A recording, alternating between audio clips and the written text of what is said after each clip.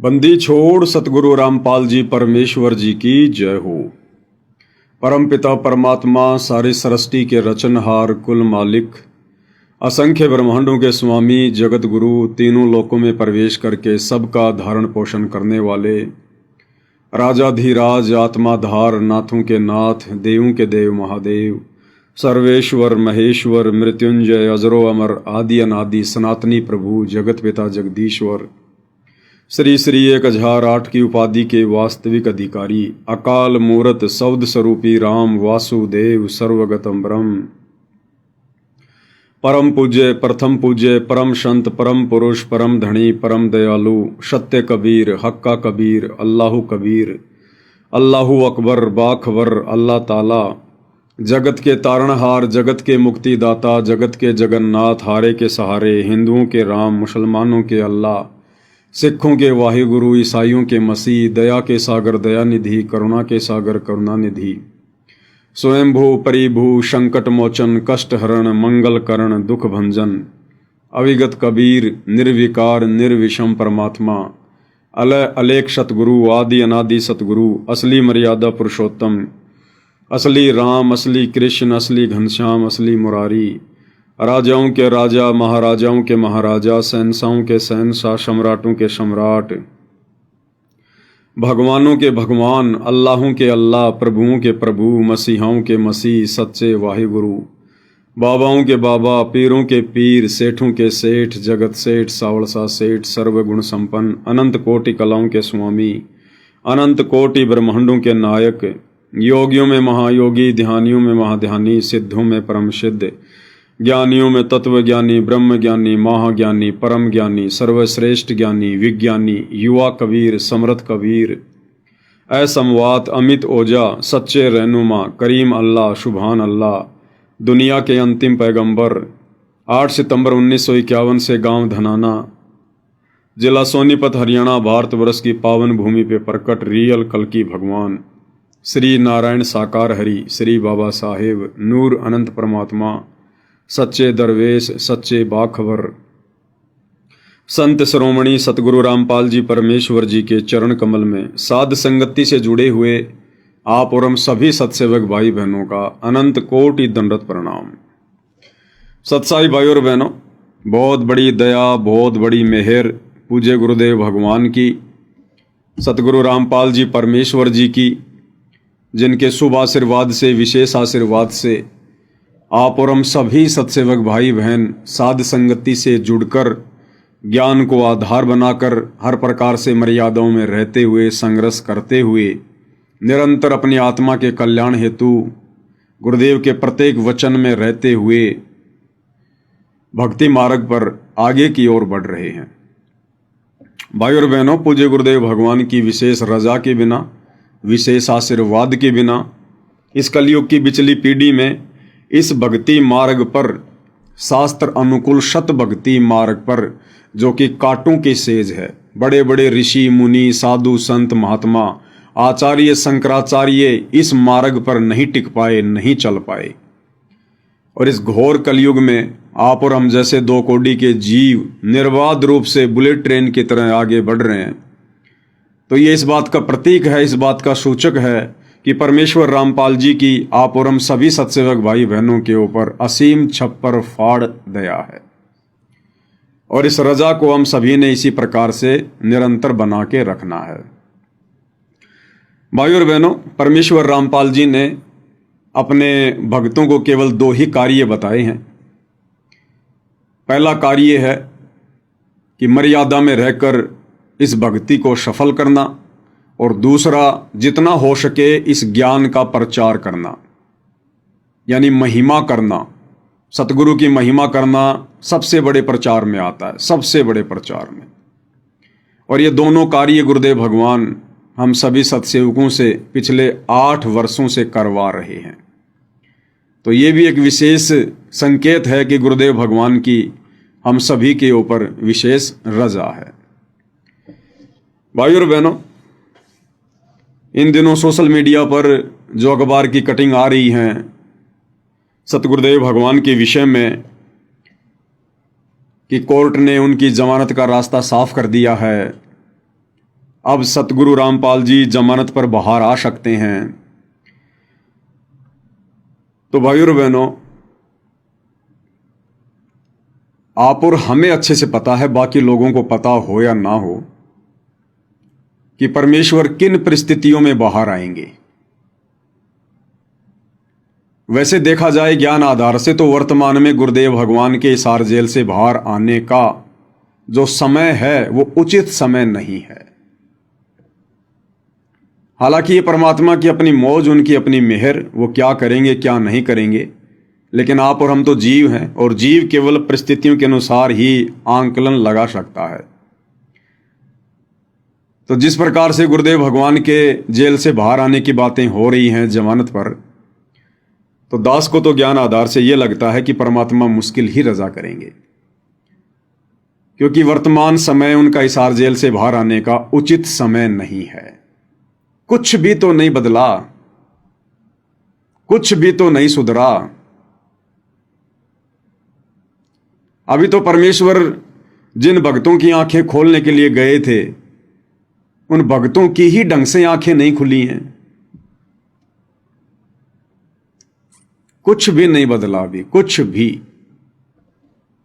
तो ज्ञान आधार से तो दास को लगता है कि बड़ा मुश्किल है इस समय परमेश्वर जी का बाहर आना। कोर्ट की तरफ से रास्ता साफ हो या ना हो, परमेश्वर कभी कोर्ट के भरोसे नहीं बैठा करते हैं। संत अपनी मर्जी के मालिक होते हैं, दुनिया उनकी गुलाम होती है। दुनिया में जज भी आ गया, वकील भी आ गया, प्रधानमंत्री भी आ गया, सब आ गए। तो कोर्ट की तरफ से अगर रास्ता साफ भी हो जाता है, और यदि गुरुदेव भगवान ना आना चाहें, तो कोर्ट कोई जबरदस्ती बाहर नहीं कर सकता। परमात्मा है, परमात्मा कुछ भी कर सकता है। उनके संकेतों से सब कुछ चलता है। जब तक गुरुदेव भगवान का संकेत नहीं होगा, तब तक जज की कलम कुछ नहीं कर सकती, कुछ भी। यहां के वकील, यहां के जज, यहां के जज तो छोड़िएगा, इस पूरी पृथ्वी पर ना जाने 200, 250, 300 जितने भी देश हैं, उनमें हर देश का एक संविधान है, हर देश का एक सुप्रीम कोर्ट है। तो यहां के जज तो बहुत छोटी चीज हैं। तीनों लोगों का जज धर्मराज, उसकी कलम भी परमेश्वर रामपाल जी के संकेत से चलती है। तो हम सत्सेवक भाई बहन केवल वर्तमान परिस्थितियों के अनुसार आइडिया लगा सकते हैं कि फिलहाल परमेश्वर जी का हिसार जेल से बाहर आने का उचित समय नहीं है। परमेश्वर ने तो बहुत कुछ करना है, दूध का दूध और पानी का पानी करना है। ये जबरदस्ती तो भगवान करेंगे नहीं। और अब गुरुदेव भगवान यदि बाहर आते हैं, तो गुरुदेव कोई पैरोल पर तो आएंगे नहीं कि 15 दिन के लिए आ गए, 20 दिन के लिए आ गए। जिस प्रकार से कोर्ट उनके विषय में कह रहा है, उस हिसाब से गुरुदेव जमानत पर आएंगे। और जमानत का मतलब क्या होता है? जब तक वो केस अपने फाइनल डिसीजन पर नहीं पहुंचता है, उसमें चाहे 2 साल लगो चाहे 4 साल लगो, तब तक गुरुदेव भगवान बाहर रहेंगे, बाहर। और भाइयों और बहनों, ये तेजी से परिस्थितियां बिगड़ने का समय है। तेजी से परिस्थितियां बिगड़ेंगी। और परमात्मा के भी कुछ नियम हैं, कुछ उसूल हैं। मालिक भी उन प्रकृति के नियमों के साथ में छेड़खानी नहीं करते हैं। जबरदस्ती तो किसी का बचाव करेंगे नहीं। तो ये दुनिया तो अपनी मौत मरेगी मरेगी, परेशानियां उठाएंगी उठाएंगी। और गुरुदेव भगवान आश्रम में बैठे रहेंगे, सब कुछ देखते रहेंगे। और दुनिया कहेगी तुम लोग बड़ी बड़ी डींग मारा करते थे कि हमारे गुरुजी ये कर सकते हैं, हमारे गुरुजी वो कर सकते हैं। अब तो तुम्हारे गुरुजी जेल से बाहर आ गए। अरे अब तो तुम्हारे गुरुजी आश्रम में बैठे हैं। फिर क्यों नहीं तुम्हारे गुरुजी दुनिया को राहत दे रहे? क्यों ना तुम्हारे गुरुजी परिस्थितियों को बदल रहे? तो दुनिया का और अविश्वास भक्ति और भगवान पे बढ़ता चला जाएगा। दूसरी बात, सतलोक आश्रम मैनेजमेंट हरियाणा जिसको सद्बुद्धि देने के लिए, जिसको अपनी गलतियों का एहसास करवाने के लिए, जो गलतियां सतलोक आश्रम वालों ने, गुरुदेव के कलयुगी परिवार ने, उनके बेटा बेटी भाई बंधु रिश्तेदारों ने बरवाला कांड से पहले की हुई हैं, बरवाला कांड के समय की थी और बरवाला कांड के बाद तो लगातार ही कर रहे हैं। परमात्मा उनको एक मौका देना चाहते हैं कि नालायकों, मेरे हिसार जेल से बाहर आने से पहले पहले सुधर जाओ, माफी मांग लो। लेकिन इन लोगों का तो कुछ भी नहीं सुधरा, ये तो उल्टा बिगड़ते चले जा रहे हैं। और परमेश्वर ने जो अपना यथार्थ मार्ग 13वां कबीर पंथ, जो साध संगतियां शुरू करवाई हैं, परमेश्वर ने अपनी विशेष आत्माओं को साध संगति से जोड़ा। और किस प्रकार से भक्ति मार्ग पर गुरु को प्रसन्न किया जाता है, गुरु की पूजा की जाती है, कैसे हमने मर्यादा में रहकर संघर्ष करते हुए गुरु को परमात्मा मानकर, ज्ञान को आधार बनाकर, घर को आश्रम बनाकर भक्ति करनी होती है। अपने हजारों बच्चों से परमेश्वर वो भक्ति क्रिया करवा रहे हैं। अब यदि इन परिस्थितियों में गुरुदेव भगवान आ जाते हैं और यदि उनका आदेश हो जाता है सभी के लिए आश्रम में आने का, तो भाइयों और बहनों, गुड़ और गोबर एक हो जाएगा। गधे और घोड़े एक ही खूंटे से बन जाएंगे। फिर क्या निष्कर्ष निकला, क्या फायदा निकला? जो परमेश्वर ने लाखों की संगत में से अपने चंद हीरे मोती लाल छांटकर जो साध संगति से जोड़े थे, अगर उनको भी आश्रमों में जाकर वही क्रिया करनी है, घिसी पिटी 12वें पंथ की भक्ति करनी है, आधी अधूरी पतिव्रता पद की भक्ति को छोड़कर सबका जयकारा लगाना, सबको दंडवत करना, सबके जो है प्रकट दिवस मनाना, सबके बोध दिवस मनाना, फिर क्या फर्क रह जाएगा गधे और घोड़ों में? और दूसरी तरफ कोर्ट के नियम अनुसार जो जमानत मिलनी है, तो वो नियम भाई और बहनों आपने पढ़े ही होंगे। उन नियमों में साफ साफ कहा है कोर्ट ने कि संत रामपाल जी कुछ नियम और शर्तों के दायरे में रहकर जमानत प्राप्त कर सकते हैं। वो नियम क्या है कि संत रामपाल जी किसी भी प्रकार का धार्मिक या सामाजिक कोई भी कार्यक्रम नहीं कर सकते। संत रामपाल जी भक्तों की भीड़ इकट्ठा नहीं कर सकते। संत रामपाल जी कोई प्रवचन नहीं कर सकते, सत्संग नहीं कर सकते। अब भाइयों और बहनों, संत आता किस लिए धरती पर? परमात्मा आते किस लिए धरती पर? सत्संग करने के लिए, उपदेश देने के लिए, धर्म यज्ञ करवाने के लिए, भंडारे करवाने के लिए। और उन कार्यों के लिए हाई कोर्ट मना कर रहा है कानून के नियम अनुसार। तो परमेश्वर फिर जेल से बाहर आके क्या करेंगे? फिर जेल से बाहर आके क्या करेंगे परमेश्वर? भक्तों को बुला नहीं सकते, भक्तों को इकट्ठा नहीं कर सकते। अगर भक्तों की भीड़ इकट्ठा कर ली और किसी ने सूचना दे दी तो कोर्ट उनकी जमानत फिर से रद्द कर देगा। धार्मिक भंडारे कर नहीं सकते, सत्संग कर नहीं सकते। तो जब सत्संग भंडारे नहीं करेगा, जब संत भंडारे नहीं करेगा, सत्संग नहीं करेगा, अपने भक्तों को बुलाकर प्रवचन नहीं करेगा, तो फिर संत और क्या करेगा? तो फिर ऐसी जेल और ऐसा आश्रम उनके लिए, तो क्योंकि संतों के लिए तो ना कोई जेल मायने रखती, ना कोई आश्रम मायने रखता। वो तो लाभ हानि सुख दुख में एक समान ही महसूस करते हैं। तो भाई और बहनों, इन वर्तमान सभी परिस्थितियों को मद्देनजर रखते हुए दास को तो यही समझ में आ रहा है कि गुरुदेव का कलियुगी परिवार भले ही अपने आप को शाना समझकर, अपने आप को चतुर समझकर और तमाम मर्यादाओं को दरकिनार करते हुए, राजनेताओं की चापलूसी करते हुए, क्योंकि ये लोग इसीलिए तो ये सारा काम कर रहे थे।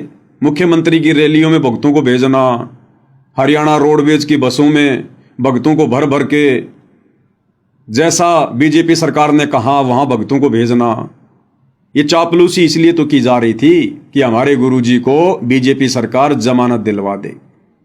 तो भाई और बहनों, किसी भी सरकार के रहमो करम पर दास को नहीं लगता कि हमारे भगवान जमानत पर आएंगे। अगर आ गए तो उनके कलियुगी परिवार में एक अहंकार उत्पन्न हो जाएगा। एक बहुत भयंकर जो रोग है, मान बढ़ाई, अहंकार, कि हमने प्रयास किया, हमने कोशिश की, तब कहीं जाकर गुरुजी जेल से बाहर आए हैं। तो परमात्मा की तो कोशिश है अहंकारियों के अहंकार को तोड़ना। और भी बहुत सारे कारण है भाई और बहनों, तो दास को तो लगता नहीं। बाकी देखो, परमात्मा की अपनी मौज है, अपनी मर्जी है। अगर वे आना चाहेंगे तो रोक कौन देगा उनको? फिर हम सब के आइडियाज, हम सब के आंकलन धरे के धरे रह जाते हैं, क्योंकि फिर उनकी मर्जी के आगे किसी की नहीं चलती है। लेकिन दास तो परिस्थितियों के अनुसार बता रहा है। अब भाइयों और बहनों, दूसरा, अगर गुरुदेव के लड़कों के प्रयासों से और बीजेपी सरकार के सहयोग से अगर गुरुदेव भगवान जमानत पर बाहर आते हैं तो रहेंगे कहाँ, जाएंगे कहाँ? भाई जो लोग जमानत करवा के ला रहे हैं उन्हीं लोगों के पास जाएंगे। और ये कहाँ लेके जाएंगे? इन्होंने तो पहले से ही पब्लिसिटी कर रखी है, विश्व का सबसे बड़ा आश्रम धनाना आश्रम, सबसे बड़ा आश्रम धनाना आश्रम। तो गुरुदेव को ये कहाँ लेकर जाएंगे? धनाना आश्रम में लेके जाएंगे। और जहां गुरुदेव रहेंगे वहां वो प्रवचन नहीं कर सकते, जमानत के नियम अनुसार भक्तों को इकट्ठा नहीं कर सकते। और यदि इकट्ठा किया, भीड़ जमा हुई, तो तुरंत न्यूज जाएगी, तुरंत समाचार जाएगा प्रशासन के पास में, क्योंकि जो प्रशासन के जो मुखबिर होते हैं, उनके जो एजेंट होते हैं, वो हर प्रकार की खबर रखते हैं। तो जमानत कैंसिल। और ये संगत रुकने वाली नहीं है, ये संगत रुकने वाली नहीं है। ये जो भीड़ इकट्ठा कर दी गई है इन आश्रमों में, ये भीड़ अपने कोऑर्डिनेटरों के कहने से नहीं रुकने वाली। अगर इस बात का पता चल गया कि गुरुजी धनाना आश्रम में आ गए, तो ये कोऑर्डिनेटर चाहे कितने पीले पर्चे निकाल देना, फिर कितनी ऑडियो डाल देना, कितना ही धमका लेना, ये अंध भगत हैं, अंध भगत। फिर ये नहीं रुकने वाले जब इनको पता चल जाएगा कि गुरुजी धनाना आश्रम में आ गए। फिर ये जैसे तैसे कुछ भी करके आना पड़े इनको, ये भीड़ आएगी फिर तगड़ी। ये नहीं सुनेंगे फिर तुम्हारी बातें, क्योंकि ये अंध भगत हैं, ये सत्सेवक नहीं है, ज्ञानी आत्मा नहीं है, ये अंध भगतों की फौज तुम लोगों ने जमा कर दी। फिर ये भीड़ नहीं रुकेगी, चाहे तुम कितने गुरुजी के आदेश बता देना कि गुरुजी का आदेश है धनाना में कोई नहीं आएगा, कोई नहीं सुनेगा तुम्हारी बात। और अपने गुरुजी के दर्शनों के लिए ताबड़तोड़ आएंगे ये। और जैसे ही भीड़ इकट्ठा हुई, उसके बाद फिर क्या होगा? जमानत के नियम टूटेंगे। दूसरी बात, अगर भीड़ जमा नहीं होगी, गुरुजी सत्संग नहीं करेंगे, भंडारे नहीं होंगे, तो भगत क्या करेंगे? फिर भगत क्या करेंगे? जिस आश्रम में गुरुजी रहेंगे वहां तो संगत जाएगी नहीं, वहां तो संगत को बुलाया नहीं जाएगा डर के मारे। बाकी आश्रमों में संगत बैठी बैठी क्या करेगी? संगत का दिमाग तो रहेगा धनाना आश्रम में या जहां भी गुरुदेव भगवान रहेंगे वहां पर, और शरीर रूप में बैठे रहेंगे उन दूसरे आश्रमों में। तो भाई और बहनों, पूरा सिस्टम ही खराब हो जाएगा, पूरा सिस्टम। तो दास को तो छोटी बुद्धि से यही लग रहा है कि प्रशासन चाहे कुछ भी छूट दे दे, कुछ भी राहत दे दे, कुछ भी कर दे अपनी तरफ से, जो कानून के नियम है, समय आने पर कानून तो अपना कार्य करता ही है। और बाकी ज्ञान आधार से थोड़ा सा दास को अभी लग नहीं रहा कि परमेश्वर आ सकते हैं। बाकी उनकी मौज, उनकी मर्जी भाई और बहनों। परमात्मा तो ना जाने फिर एक पल में क्या से क्या कर दें। समर्थ है धरती पर, प्रशासन को पता भी नहीं चले और भंडारे भी होते रहे, भीड़ भी आती रहे, क्योंकि है तो भगवान वही धरती पर जो 650 साल पहले था। तो काशी के भंडारे में सेवादार जमीन से 1 फुट ऊपर चल रहे थे, लेकिन किसी का ध्यान नहीं गया। सतलोक से पानी की धारा आ रही थी, किसी का ध्यान नहीं गया। तो है तो वही कबीर भगवान धरती पर। चाहे लाखों की भीड़ आ जाओ गुरुदेव भगवान के पास में, परमात्मा अगर नहीं चाहेंगे तो किसी को पता नहीं चलेगा। प्रशासन को तो 10-50 भगत ही दिखाई देंगे और वहां पर मेला लगा होगा। ये तो समर्थ की अपनी मौज है भाई और बहनों, इसके विषय में तो हम कुछ कह नहीं सकते। लेकिन वर्तमान परिस्थितियों को देखते हुए, क्योंकि परमेश्वर अपने भक्तों की छटनी करने के लिए गए थे जेल में, किसी प्रशासन के दबाव में नहीं गए। वो तो एक कारण बनता है, एक कारण बनता है। बाकी रियलिटी तो आप और हमें पता है। और छटनी अभी हुई नहीं भाई और बहनों, छटनी अभी हुई नहीं। भक्तों की सोच में बदलाव अभी आया नहीं। जितना मूर्ख गुरुदेव भगवान छोड़कर गए थे उससे भी 4 कदम आगे मूर्खता की हद पार करके बैठे हैं, हद पार करके। खैर भाइयों और बहनों, तो परमेश्वर की अपनी मौज है, सबको समय का इंतजार है, क्या होगा क्या नहीं होगा। लेकिन इन सभी बातों के बीच में हम सब भगत भाई बहनों ने अपने परमेश्वर की महिमा करना नहीं भूलना है। ये तो चलता रहेगा भाई और बहनों, 21 ब्रह्मांड का रूल ही ऐसा है, ये प्रक्रियाएं ऐसी हैं, ये चलती रहेंगी, कोई बड़ी बात नहीं है। हमने तो अपने गुरुदेव भगवान की उसी प्रकार से महिमा करते रहना है जिस प्रकार से हम पिछले 8-10 वर्षों से करते रहे हैं। और हम भगत भाई बहनों ने क्या करना है क्या नहीं करना है वो आप लोगों को वीडियो के माध्यम से समझा दिया गया है। अंत में हमने इस ज्ञान मार्ग पर, ज्ञान को आधार बनाकर ही भक्ति मार्ग पर आगे बढ़ना होगा। तो परमेश्वर की महिमा में आज हम आगे बढ़ते हैं। और जैसा कि बार बार आप भाई बहनों को बताया जाता है, और ये बार बार बताना बहुत ही जरूरी है भाई और बहनों, क्योंकि युगों युगों से हम जो गलती करते आ रहे हैं, हम फिर से उस गलती को ना दोहरा दें, फिर से हम अपने जन्म ना बढ़ा लें, अपने परमेश्वर को दुखी ना कर दें, उसके लिए हमने बारंबार उन पिछली गलतियों को दोहराना शिक्षात्मक रूप से बहुत जरूरी है। और सबसे बड़ी गलती क्या रही हमारी युगों युगों से? हमने गुरु को परमात्मा नहीं माना, केवल अपना गुरु मानकर छोड़ दिया, एक संत मानकर छोड़ दिया, उन्हें कबीर नहीं माना, परमात्मा नहीं माना।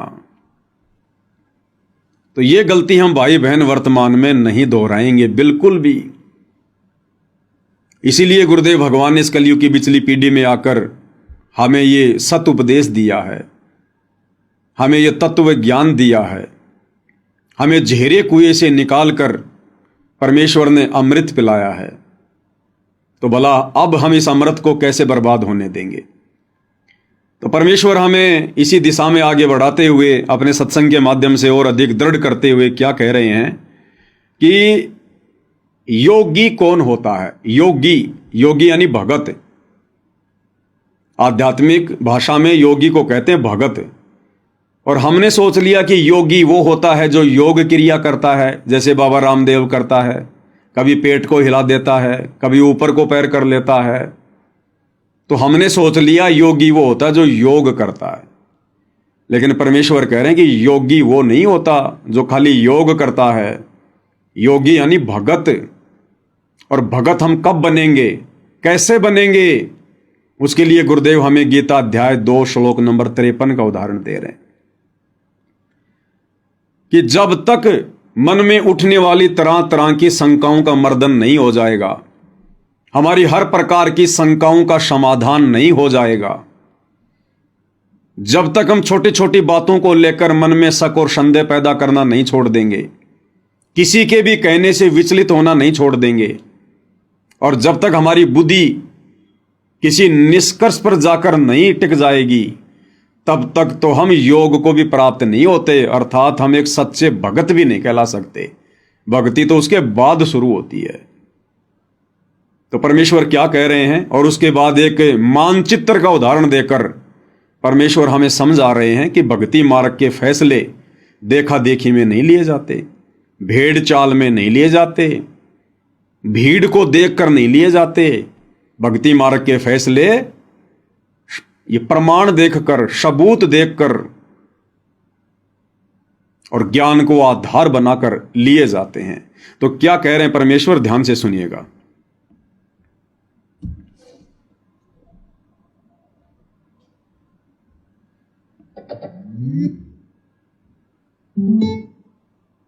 जो वेद बताते हैं वही हमारे वो महापुरुष बताते हैं जिनको भगवान मिले।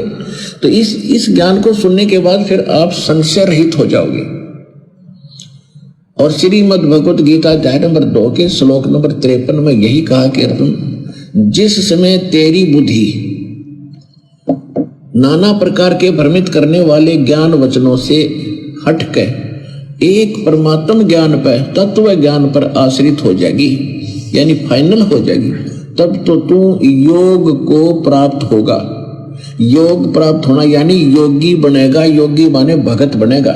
योगी ये नहीं होता जो पेट का पानी हिला कर ऊपर न पैर कर लिए नीचे न कर लिए, ये तो एक शारीरिक एक्सरसाइज है। योग का अर्थ है भक्त, परमात्मा से मिलने की प्रयत्न करने वाला, नहीं परमात्मा से योग करने वाला, मेल करने के लिए जो प्रयत्नशील है उसको योगी कहते हैं, भक्त कहते हैं। तब तक तू भगत बनेगा। और भगत भी तभी बनोगे जब आप कभी निसंशय होकर लग जाओगे। फिर तो कोई आ जाओ आपके सामने, आप ज्ञान में उससे विचलित नहीं हो सकते, वो चाहे मानो चाहे ना मानो वो बात। अभी तक भाई और बहनों, संगत में यदि असल में कोई योगी बना है, कोई योग को प्राप्त हुआ है, यदि परमात्मा से मेल करने की दिशा में कोई आगे बढ़ रहा है, केवल सत्सेवक भाई बहन है जो किसी भी बात को लेकर भ्रमित नहीं होते, संशय वाली स्थिति में नहीं होते। हमारा जो मत है हमेशा वो क्लियर रहता है, साफ सुथरा रहता है कि हमने क्या करना है, कैसे करना है। और बाकी हमारे जो अन्य भाई बहन हैं जो सतलोक आश्रमों से जुड़े हुए हैं, वो अभी योग को प्राप्त नहीं हुए। अभी उन्हें कोई भी विचलित कर सकता है, कोई भी उन्हें डगमग कर सकता है। एक सेकंड में उनको राजनेताओं की रैलियों में बैठा दिया जाता है, एक सेकंड में उनको धर्म भंडारों में बैठा दिया जाता है, एक सेकंड में उनको आरक्षणों में बैठा दिया जाता है, एक सेकंड में गुंडों की सीबीआई जांच के समर्थन में खड़ा कर दिया जाता है। बस उनको एक पीला पर्चा दिखा दो, व्हाट्सएप के ग्रुपों में डाल दो, उसके बाद वो नहीं देखते कि गुरुजी का आदेश है या नहीं है, गुरुजी के ज्ञान आधार से उचित है या नहीं है, वो कुछ नहीं देखते। वो बेचारे संशय वाली स्थिति में जी रहे हैं, भ्रमित हैं, डामाडोल हैं भक्ति मार्ग पर। गीता अध्याय 2 श्लोक नंबर 53 के अनुसार अभी उनकी भक्ति शुरू नहीं हुई है। तो परमेश्वर ने योगी भी साध संगति से जोड़कर अपनी सत्सेवक आत्माओं को ही बनाया है। अब आगे गुरुदेव भगवान मानचित्र का उदाहरण देकर क्या समझा रहे हैं कि हमने किस प्रकार से भक्ति मार्ग के फैसले लेने चाहिए। इन आश्रमों से जुड़े हुए भाई बहनों को विचार करना चाहिए ये आगे का सत्संग सुनकर। गुरुदेव इसमें कह रहे हैं कि मान लो आप कहीं जा रहे हो, रास्ते रास्ते रास्ते रास्ते, या जैसे हम लोग भक्ति मार्ग पर चल रहे हैं और रास्ते में आपकी किसी से बातचीत हो जाए और आप उसको कहो कि भाई मैं तो जयपुर से दिल्ली जा रहा हूं। वो आपसे पूछे भाई कहां जा रहे हो, और आपको भाई मैं तो दिल्ली जा रहा हूं, और जा रहे हो आप जी बंबई की तरफ उल्टा, और वो व्यक्ति आपसे कहे कि भाई आपकी तो दिशा गलत है, भले पुरुष तू तो उल्टा जा रहा है उल्टा, और जितना उल्टा जाएगा उतना ही तू दुखी होगा, परेशान होगा, तेरा मार्ग उतना ही लंबा हो जाएगा। तो उल्टी दिशा में जा रहा है, दिल्ली तो उधर है उत्तर दिशा की तरफ, तू तो दक्षिण की तरफ जा रहा है बंबई की तरफ। तो गुरुदेव भगवान ने बताया यदि वो होश में होगा, यदि वो समझदार होगा, तो तुरंत विचार करेगा कि इस व्यक्ति ने ऐसा कहा तो क्यों कहा, कोई तो कारण होगा, इसका मेरे से कोई स्वार्थ नहीं है, मेरी और इसकी कोई रिश्तेदारी नहीं है। और ये व्यक्ति यदि कह रहा है कि भाई तेरी दिशा गलत है, तो गुरुदेव कह रहे कि समझदार भगत ने, समझदार व्यक्ति ने चिंतन करना चाहिए, उससे पूछना चाहिए कि भाई आपने ऐसा क्यों कहा। मैं तो बहुत सोच समझ के चला हूं, अपने घर से तफ्तीश करके चला हूं, मैं आपकी बात क्यों मानूं कि मैं गलत दिशा में जा रहा हूं। अब यदि वो व्यक्ति उसको मानचित्र दिखाकर समझाए कि भाई देख तू यहां खड़ा है, हाँ भाई यहां खड़ा हूं मैं, और देख जाना है तुझे दिल्ली, और दिल्ली तो भाई इस तरफ देखो उत्तर दिशा में है, और तू कहां जा रहा है, तू जा रहा दक्षिण में बंबई की तरफ, देखिए मानचित्र तेरे सामने। उसके बाद यदि वो व्यक्ति होश में होगा, भांग नहीं पी रखी होगी काल की, तो वो व्यक्ति चिंतन मनन करेगा कि भाई वास्तव में अब भी कोई संशय रह गया, अगले ने मानचित्र खोल के दिखा दिया, प्रमाण दे दिया कि मैं कहां खड़ा हुआ हूं और मुझे जाना किधर था और मैं जा किधर रहा हूं। उसने फिर उस व्यक्ति का धन्यवाद करना चाहिए कि आपने मेरा समय बचा दिया। इसी प्रकार भक्ति मार्ग पर गुरुदेव भगवान समझा रहे हैं कि भक्ति मार्ग पर यदि आपकी दिशा गलत है, आप यदि अपने गुरुदेव के नियमों के विरुद्ध चल रहे हैं, भक्ति विरुद्ध कार्य कर रहे हैं, और यदि कोई सत्सेवक भाई बहन साथ संगति वाले रोका टोकी करते हैं, वीडियो बनाकर तुम्हें समझाते हैं कि तुम्हारी दिशा गलत है, तुम सही नहीं जा रहे, गुरुदेव ने हमें जिस भक्ति वाली दिशा में जाने के लिए बताया है, जिन नियमों को फॉलो करने के लिए समझाया है, तुम उसके विपरीत जा रहे हो, तुम भ्रमित हो भाई, भ्रमित। अब गुरुदेव ने बताया अगर वो समझदार भगत होगा तो तुरंत विचार करेगा और कहेगा भाई आपने ये बात क्यों कही, मेरे को तो मेरे कोऑर्डिनेटर ने यही बताया है कि गुरुजी का आदेश है, देखो पीड़ा पर्चा आ गया, हमने राजनीति करनी है, परशुराम जी की जयंती में जाना है, सिरसा अनाज मंडी कबीर जी की जयंती मनानी है, अयोध्या में भंडारा लगाना है, जाटों के आरक्षण में बैठना है, गुंडों की सीबीआई जांच में जाना है, समर्थन करना है, 5 लाख रुपए चंदे के रूप में देने हैं, जाटों की धर्मशाला बनानी है, अन्नपूर्णा योजना के तहत गांव गांव जाकर आलू प्याज टमाटर बांटना है, लोगों के मकान बनाने हैं। आप कैसे कह रहे हो, हमारे कोऑर्डिनेटर ने तो यही बताया। अब यदि सत्सेवक भाई बहन आपको मानचित्र दिखा देते हैं, रियल भक्ति का संविधान की गुरु ने क्या बताया, भाई तेरा कोऑर्डिनेटर गुरु है या सतगुरु रामपाल जी हैं, भाई सतगुरु रामपाल जी हैं, तो सतगुरु रामपाल जी ने जो भक्ति विधि बताई है, भगत की जो रहनी करनी बताई है, क्या करना है क्या नहीं करना है, कौन से कर्म करने हैं कौन से कर्म छोड़ने हैं, अगर तुझे वो बता दिए जाएं, वो नियम बता दिए जाएं, तुझे वो विधान तेरे सामने रख दिया जाए तब तो मानेगा। तो समझदार भगत तो कहेगा हाँ भाई फिर तो मानना ही पड़ेगा, फिर मैं कोऑर्डिनेटर की क्यों मानूंगा, मैं तो अपने भगवान की मानूंगा। तो गुरुदेव भगवान का संविधान है, उनके सत्संग, उनके द्वारा लिखी गई पुस्तकें, अगर वो उसको दिखा दिए जाएं, समझा दिया जाए कि देख गुरुदेव भगवान ने क्या क्या आदेश दे रखा है सत्संगों में, नियमों में, और देख बावड़े ये तेरे कोऑर्डिनेटर, ये गुरुदेव का कलयुगी परिवार, ये देख काल प्रेरणा से तेरी सारी मर्यादा तोड़वा रहे हैं। अगर भगवान राजनीति करवाएगा अपने भक्तों से तो भक्ति क्या फिर आसाराम बापू करवाएगा। तो फिर उस भगत ने विचार करना चाहिए कि बात तो सही है भाई, अरे मैं जुड़ा भक्ति मार्ग पर अपने आत्म कल्याण के लिए, मोक्ष के लिए, और मोक्ष होगा सतगुरु के भक्ति विधान पर चलने से, उनकी मर्यादाओं में रहने से, और मैं मर्यादाओं को तोड़कर आगे बढ़ रहा हूं और सोच रहा हूं मैं सतलोक जाऊंगा, ये तो कभी नहीं हो सकता। तो गुरुदेव ने बताया कि जो रियल में जो भगत बीज होगा, अच्छी आत्मा होगी, वो तो विचार करेगी, और जो मूर्ख होगा ना, मूर्ख अज्ञानी प्राणी होगा, जिसके संस्कार कमजोर होंगे, उसको यदि कोई सच्ची बात बताई जाएगी तो वो लड़ेगा, झगड़ेगा कि तेरे को क्या लेना देना है, मैं ठीक जा रहा हूं, तू अपना काम कर, आया बड़ा ज्ञानी ज्ञान देने के लिए। तो वो तो फिर मूर्ख आदमी है। फिर तो परमात्मा कहते हैं गधे की आंख में अगर आप घी डालना चाहोगे तो वो यही समझेगा कि एक मेरी आंख फोड़ना चाह रहा है। तो परमेश्वर हमें किस प्रकार से अपने सत्संगों में आदेशित करते हैं, निर्देशित करते हैं। इसलिए भाई और बहनों, गुरुदेव भगवान बार बार कहते हैं कि बच्चों आपने सत्संगों को बहुत ध्यान से सुनना चाहिए, एक एक शब्द पे विचार करना चाहिए कि गुरुदेव कह क्या रहे हैं, क्योंकि ये सामान्य सत्संग नहीं है, ये सत्यनारायण कथा है, युगों युगों से हमें अब सुनने को मिली है। सत्यनारायण कथा, सत्यनारायण हमारे गुरुदेव भगवान है, विष्णु जी नहीं है। ये त्रिलोकी विष्णु सत्यनारायण नहीं है। सत्यनारायण यानी सच्चा परमात्मा, अविनाशी परमात्मा। और सत्यनारायण कथा ये विष्णु जी की कथा नहीं है। सतगुरु रामपाल जी परमेश्वर हमें जो सत्संग सुना रहे हैं, ये है सत्यनारायण कथा, और ये बैठे हमारे सामने सच्चे सत्यनारायण भगवान। तो समझदार आत्मा तो फिर विचार करेगी। तो किस प्रकार से गुरुदेव हमें आदेशित कर रहे हैं, सुनिएगा। तो ये ज्ञान ऐसा है, आपको उस स्थिति में ला देगा कि आप डगमग नहीं हो सकते। इसके अतिरिक्त विश्व में आपको ज्ञान और भगवान दिखाई नहीं देगा, स्वप्न में भी। और तभी आप दृढ़ होगे।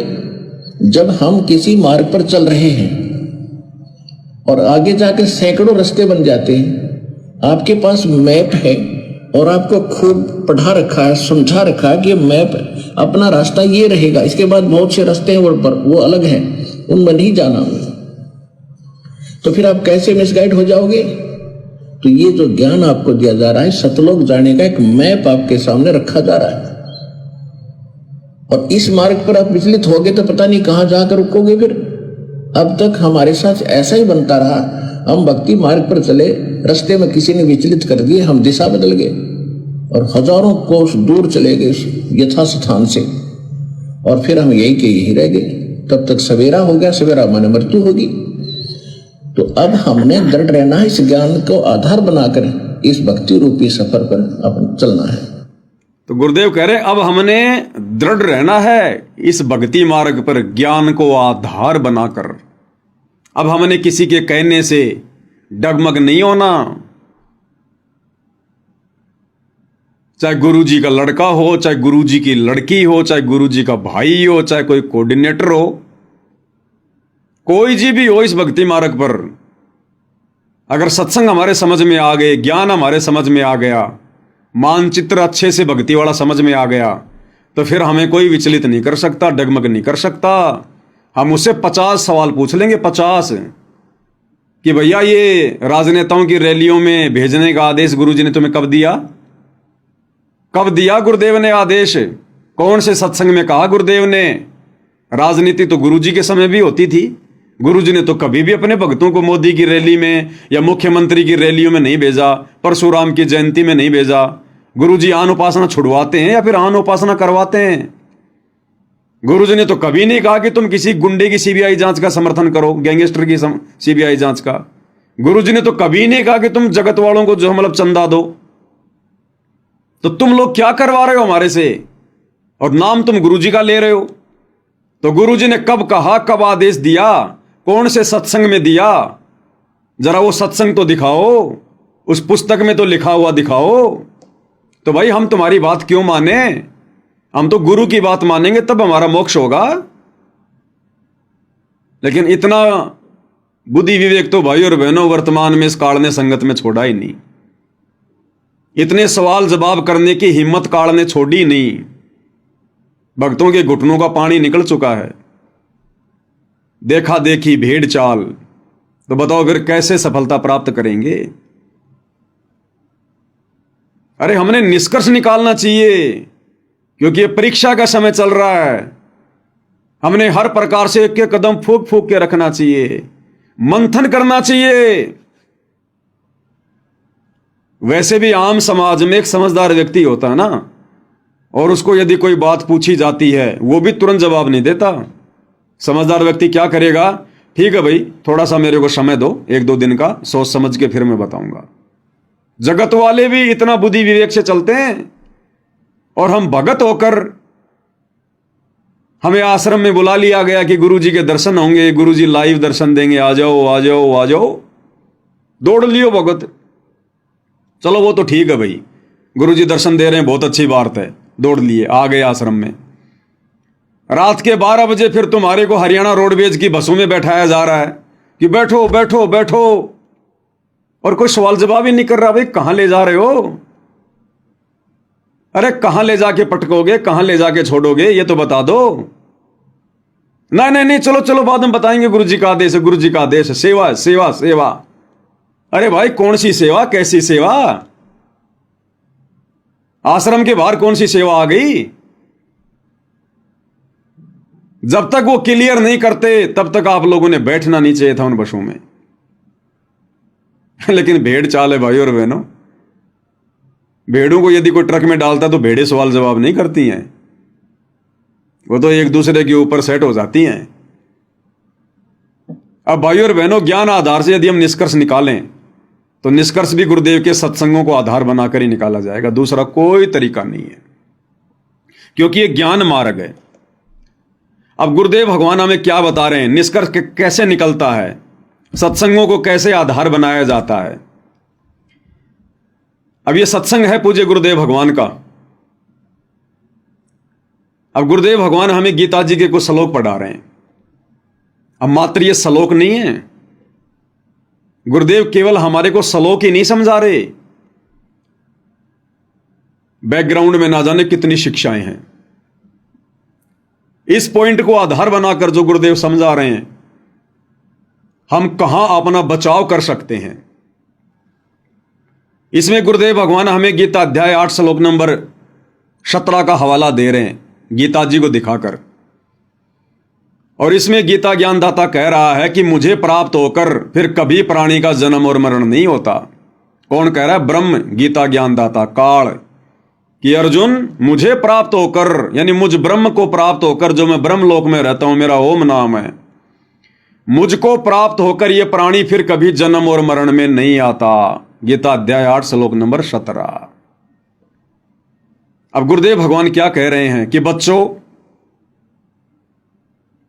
इन गीता अनुवादकों को गीता जी का अनुवाद करना नहीं आया, और जहां जहां इस काल ने बकवाद करी है, इन लोगों को ना तो समझ में आई, फिर दूसरों को यह समझा कैसे सकते थे। अगर इस ब्रह्म की इस बात को हम सत्य मान लें, गीता अध्याय 8 श्लोक नंबर 17 को, कि अर्जुन मुझको प्राप्त होने के बाद, अब ब्रह्म को कैसे प्राप्त होंगे?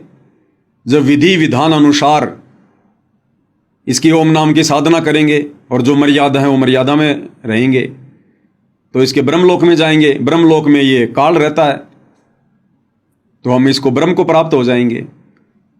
तो अगर गीता अध्याय 8 श्लोक 17 के अनुसार अगर इस काल की इस बात को हम सत्य माने कि मुझको प्राप्त होने के बाद में ये प्राणी कभी जन्म मरण में नहीं आता, तो फिर गुरुदेव भगवान कह रहे हैं फिर तो भैया वो गीता का अध्याय 4 श्लोक 5 और 9, 12 का 2, 10 का 2, फिर तो वो 4 श्लोक फेल हो जाएंगे।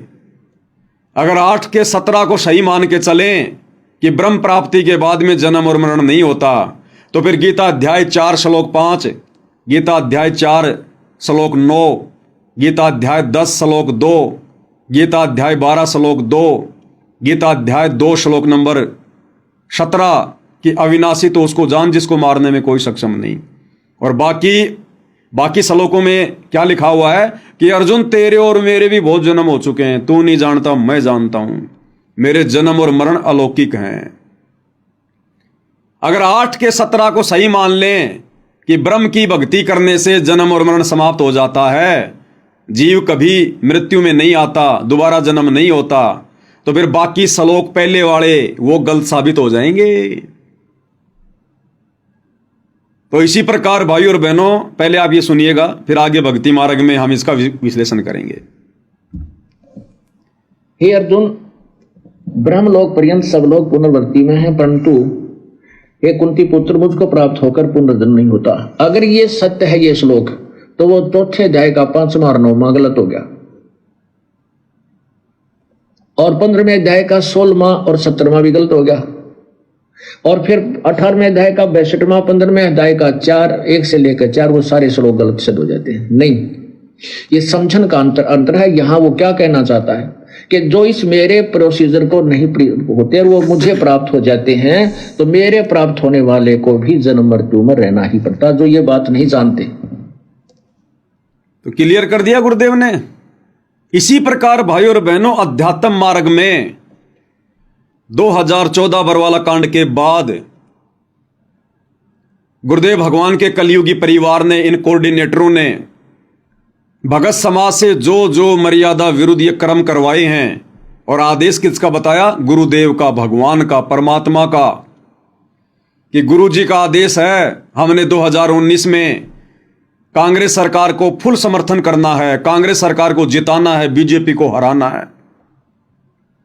2024 में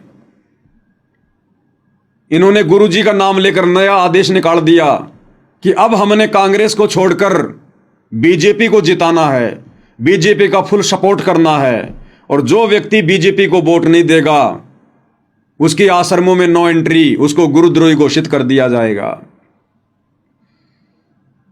हमने राजस्थान के गैंगस्टर आनंदपाल सिंह को शहीद का दर्जा दिलवाने के लिए राजपूत करणी सेना के साथ मिलकर रैलियां निकालनी है, धरने प्रदर्शन करने हैं, और राजपूत करणी सेना को चंदे के रूप में पैसा देना है। गुरुजी का आदेश है। हमने हरियाणा के जाट आरक्षण में जाट भाइयों का समर्थन करना है, उनके धरनों पर जाकर बैठना है, और चंदे के रूप में आरक्षण संघर्ष समिति को पैसा देना है। हमने आन उपासकों के लिए अयोध्या में जाकर भंडारा लगाना है। हरियाणा के गोहाना के सोनीपत में जाट धर्मशाला का 5वां फ्लोर बनाना है। गुरुजी का आदेश है, 1 करोड़ रुपया लगेगा। परशुराम की जयंती में जाना है, जो कि आन उपासना के अंतर्गत आती है। कबीर जयंती में जाना है, सिरसा अनाज मंडी, जो कि आन उपासना के अंतर्गत आती है। हमने गांव गांव जाकर लोगों को राशन बांटना है, उनके मकान बनाने हैं, जो कि परमेश्वर के विधान के खिलाफ है। अगर 2014 बरवाला कांड के बाद गुरुदेव के कलयुगी परिवार के द्वारा यानी कोऑर्डिनेटरों के द्वारा गुरुदेव भगवान का आदेश बताकर पीले पर्चे निकालकर जिस प्रकार से संगत से मर्यादाएं तुड़वाई गई हैं, ये आदेश संगत को बताए गए हैं। यदि भाइयों और बहनों हम इन तमाम आदेशों को, यदि गुरुदेव भगवान का आदेश माने, तो भाइयों और बहनों फिर 2014 बरवाला कांड से पहले गुरुदेव भगवान ने हमें जितना भी ज्ञान दिया, जितना भी भक्ति विधान बताया, जितने भी नियम बताए, फिर भाइयों और बहनों सारे गलत सिद्ध हो जाते हैं, गलत साबित हो जाते हैं। अगर गुरुदेव के परिवार के द्वारा बताए गए भक्ति विरुद्ध बातों को गुरुजी का आदेश माना जाए, तो 2014 बरवाला कांड से पहले गुरुदेव ने दिन रात एक कर दिए हमें भक्ति विधान समझाने के लिए, सत्संग करने के लिए। फिर वो सारे सत्संग फेल हो जाते हैं भाई, क्योंकि गुरुजी का भक्ति विधान कहता है कि बच्चों, हमने गेम नहीं खेलना, गेम खेलने में किसी का सहयोग भी नहीं करना हमने। और गुरुदेव के परिवार ने धनाना गांव में बैडमिंटन का स्टेडियम बना दिया। तो किसका विधान सही, किसका विधान गलत? फिर तो गुरुदेव भगवान दोगले हो गए। 2014 से पहले तो वो क्या बताया करते थे, और इन लोगों के अनुसार फिर 2014 के बाद जेल में जाकर वो क्या आदेश दे रहे हैं। हरियाणा के जाट आरक्षण में भक्तों को जाकर बैठा दिया कि गुरुजी का आदेश, जबकि 2014 बरवाला कांड से पहले गुरुजी ने क्या बताया, एक बार गुरुदेव के मुख कमल से सुन लेते हैं। गुरुदेव भगवान कहते हैं, दुनिया से ती दोस्ती पड़े भजन में भंग, एकाएकी राम से या साधु के संग। कबीरा दुनिया से ती दोस्ती ओए भजन में भंगे, एकाएकी राम से है कै साधु के संगे। बिना सत्संगी के पास बैठने में भी आपको पाप लगेगा, आपका भजन भंग हो सकता है। तो इसलिए बताया, या तो अपने सत्संगी द्वारा जा बैठे या फिर अपना नाम पर लगा रहे। अगर आप किसी दूसरे के पास बैठोगे हुक्का पाड़ पे, तो जान देने का लो पी लो न मेरे यार, तो नो कहेगा ना मन तो छोड़ दिया। क्यों, क्या हो गया भाई, नाम ले लिया, ओ तुरे सोचू खा कर बिल्ली नो कहा आज करन चाली, यानी 36 ताने मारेगा। और फिर नो कहेगा भाई काल न तो रोटी भी छुटवाओगे तेरी, यू जा रहा है सत्संग देखा। तो आपके मन में विक्षेप हो सकता है, 1 दिन में, 2 दिन में, 3 दिन में, तो जरूर अपना रंग वो चढ़ा कर मानेगा। तो इस करके उड़ा बैठे नहीं उस दौरे, अपना सत्साहिब कर उठ कर चलता बना। कोई प्रेमी दौरा बैठे, प्रेमी नहीं है तो अपनी कैसेट ला ले, कैसेट भी नहीं है तो अपना नाम सुमन लाग जा, खेत में चला जा, घूमे जा, भजन करें जा, अपना डोला पा हंडे जा, वैसे बैठ कर ले जा, डेके में धूप में कोठड़े का गए अपनी चारपाई ना कर। तो कहते हैं कबीरा रसरी पाँव में केसो वै सुख चैने, यो श्वास नंगारा कूच का तेरा बाज रहा दिन रहने। तो अगर बरवाला कांड के बाद में सतलोक आश्रम मैनेजमेंट हरियाणा के द्वारा गुरुजी का यह आदेश बताकर हमें हरियाणा के जाट आरक्षण में जाकर बैठने का, उनका समर्थन करने का, उनको चंदा देने का आदेश यदि हिसार जेल से था गुरुदेव का, तो भाई और बहनों फिर ये सत्संग फेल हो जाते हैं गुरुदेव भगवान के, फिर परमात्मा का सत्संग रूपी विधान फेल हो जाता है। 2014 बरवाला कांड के बाद इन लोगों ने गुरुदेव भगवान का आदेश बताकर कभी कांग्रेस का समर्थन करवा दिया, कभी बीजेपी का समर्थन करवा दिया। और गुरुदेव भगवान ने 2014 बरवाला कांड से पहले अपने प्रवचनों में राजनीति के विषय में क्या बताया कि भगत के लिए राजनीति कितनी खतरनाक है। एक बार गुरुदेव के मुख कमल से सुन लीजिएगा। इस दास के सामने भी आके एक आधा बोला जो ज्ञान को नहीं परिचित है, वो कहता जी मैं सरपंच का इलेक्शन लड़ दूं, सारा गांव को है तू उठ ले। अरे भले आदमी इंद्र की पदवी छोड़ के टिंडे ले लिए, ये पीपी इधर बैठेगा सरपंच की, उसमें के काट लेगा तू, अपना पीछा छुटा यहां से क्यों करेगा, मिनिस्टर बनेगा तू।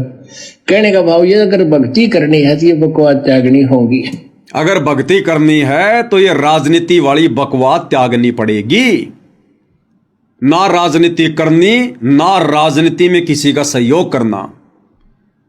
अगर गुरुदेव ने हमें शराब पीने से मना किया तो हम किसी को शराब पिलाने में सहयोग भी नहीं कर सकते। अगर गुरुदेव ने हमें मांस खाने से मना किया तो किसी को मांस खिलाने में और लाने में बनाने में सहयोग भी नहीं कर सकते। अगर गुरुदेव ने हमें बीड़ी सिगरेट पान मसाला खाने से मना किया है, हम किसी को लाकर भी नहीं दे सकते, माचिस भी नहीं दे सकते। इसी प्रकार यदि गुरुदेव ने हमें राजनीति करने से मना किया है तो फिर हमने राजनीति करने में किसी का सहयोग भी नहीं देना, किसी का समर्थन भी नहीं करना। फिर वो महापाप हो जाएगा, महापाप। तो बताओ भाई और बहनों, फिर किसका आदेश माने? और ये पीला पर्चा निकाल दिया गया 29/10/2020 को। सभी भगतात्माओं से प्रार्थना है कि सतगुरुदेव जी का आदेश आया कि बीजेपी को वोट देना है। अगर बीजेपी को वोट नहीं डाले तो उनकी कोई माफी नहीं होगी, उनका नाम शुद्ध नहीं होगा। और गुरु जी कह रहे हैं अगर तुमने राजनीति कर ली, सहयोग कर दिया, तो नालायकों तुम्हारा नाम शुद्ध नहीं होगा। तो भाई और बहनों, यह समाधान हमने गुरुदेव के सत्संगों में निकालना पड़ेगा। तो जिस प्रकार से इन ज्ञानहीन लोगों ने गीता जी को ना समझकर उसका उल्टा अनुवाद करके भगत समाज को उलझा दिया है, उसी प्रकार से इन कोऑर्डिनेटरों ने सतगुरु रामपाल जी परमेश्वर जी के कलयुगी परिवार वालों ने इस ज्ञान का अज्ञान करके अपना मनमाना आचरण लागू करके इन्होंने भगत समाज को उलझा दिया है। काल प्रेरणा से धीरे धीरे ज्ञान का ज्ञान करने में लगे हुए हैं। इसलिए परमेश्वर ने हमें यह तत्व ज्ञान युक्त सत्संग दिए कि बच्चों, ये सत्संग तुम्हारे लिए टॉर्च का काम करेंगे, टॉर्च का काम। इस ज्ञान की रोशनी में तुमने स्वयं निर्णय करना है, नीर खीर का निवेरा करना है कि हमने गुरुदेव के द्वारा दिखाए गए मार्ग पर चलना है या काल प्रेरणा से गुरुदेव के कलयुगी परिवार के द्वारा हमें जो कुमार्ग दिखाया जा रहा है हमने उसके ऊपर चलना है। तो इस प्रकार से भाइयों और बहनों हमने सत्संगों का निष्कर्ष निकालना पड़ता है। अब यह संगत भाइयों और बहनों भ्रमित हुई कैसे? कारण एक ही है, ज्ञान को अच्छे से ना समझना। सत्संग को सुन के उसके ऊपर चिंतन मनन ना करना, यह सबसे बड़ी कमजोरी रही हमारी। तो गुरुदेव भगवान हमें क्या समझा रहे हैं एक सत्संग के माध्यम से? ठीक उसी प्रकार वर्तमान में यह लाखों की संगत भ्रमित हो चुकी है। जिस प्रकार से श्री ब्रह्मा जी की उस क्रिया को देखकर उसके वंशज भ्रमित हो गए, ब्राह्मण भ्रमित हो गए, और फिर उन ब्राह्मणों को देखकर बाकी समाज भ्रमित हो गया। उसी प्रकार आज वर्तमान में गुरुदेव के कलयुगी परिवार को देखकर कोऑर्डिनेटर भ्रमित हो गए, और फिर इन कोऑर्डिनेटरों को देखकर बाकी संगत भ्रमित हो गई। अब गुरुदेव भगवान हमें क्या समझा रहे हैं इस सत्संग में? इस सत्संग में गुरुदेव भगवान हमें कह रहे हैं कि जब ब्रह्मा जी उत्पन्न हुआ कमल के फूल पर, उसके बाद समुद्र मंथन में ब्रह्मा जी को 4 वेद दिए गए। ब्रह्मा जी ने 4 वेदों को पढ़ा, और 4 वेदों को पढ़कर ब्रह्मा जी ने एक ओम मंत्र सेलेक्ट कर लिया। बिल्कुल सही था, क्योंकि वेदों के अनुसार ओम मंत्र ही सत्य है। वेदों में केवल काल तक की साधना का वर्णन है, ओम नाम ही है। अब इस ब्रह्मा जी ने ओम नाम तो ले लिया वेदों से, और उसके बाद इसको आकाशवाणी हुई काल की कि तप करो, तप करो, तपो तपो कर वाक्य सुनाया, लोक रचो बल मेरी माया। अब यहां ब्रह्मा जी फेल हो गया। यहां ब्रह्मा जी कंफ्यूज हो गया और ब्रह्मा जी ने उस आकाशवाणी को परमात्मा की आकाशवाणी समझकर तप भी करना शुरू कर दिया, जबकि परमात्मा का विधान तो वेदों में है। तो ब्रह्मा जी ने वेदों के अनुसार तो ओम नाम की साधना शुरू कर दी और उस आकाशवाणी को परमात्मा की आकाशवाणी मानकर, जो काल की आकाशवाणी थी, वेदों के विरुद्ध उसने तप करना शुरू कर दिया, क्योंकि तप करना वेदों में कहीं नहीं लिखा हुआ। अब ब्रह्मा जी की इस क्रिया को देखकर उसके वंशजों ने, मनु आदि ने यही प्रक्रिया करनी शुरू कर दी और उन ब्राह्मणों को देखकर फिर आम समाज के लोगों ने शुरू कर दी। अब यही हालत वर्तमान में परमेश्वर रामपाल जी की सतलोक आश्रमों से जुड़ी हुई संगत की हो गई।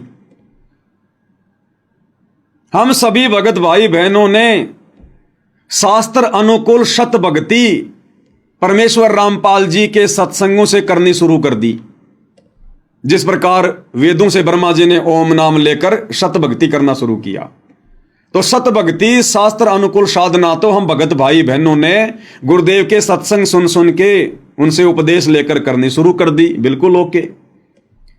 अब गुरुदेव भगवान के जेल जाने के बाद में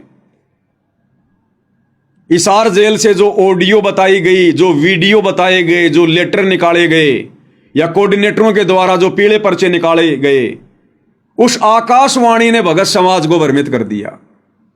जिस प्रकार ब्रह्मा जी को काल ने आकाशवाणी करके वेदों के विरुद्ध साधना शुरू करवा दी।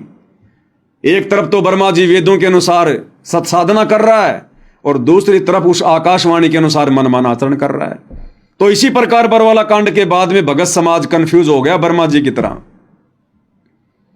एक तरफ तो सतगुरु रामपाल जी के द्वारा बताई गई सत्य साधना कर रहा है और दूसरी तरफ बरवाला कांड के बाद इन कोऑर्डिनेटरों के बहकाव में आकर, गुरुदेव के कलयुगी बेटा बेटी भाई बंधु रिश्तेदारों के बहकाव में आकर राजनीति भी शुरू कर दी, गुंडों की सीबीआई जांच शुरू कर दी, आन उपासना शुरू कर दी, मनमाना आचरण शुरू कर दिया, देखा देखी शुरू कर दी।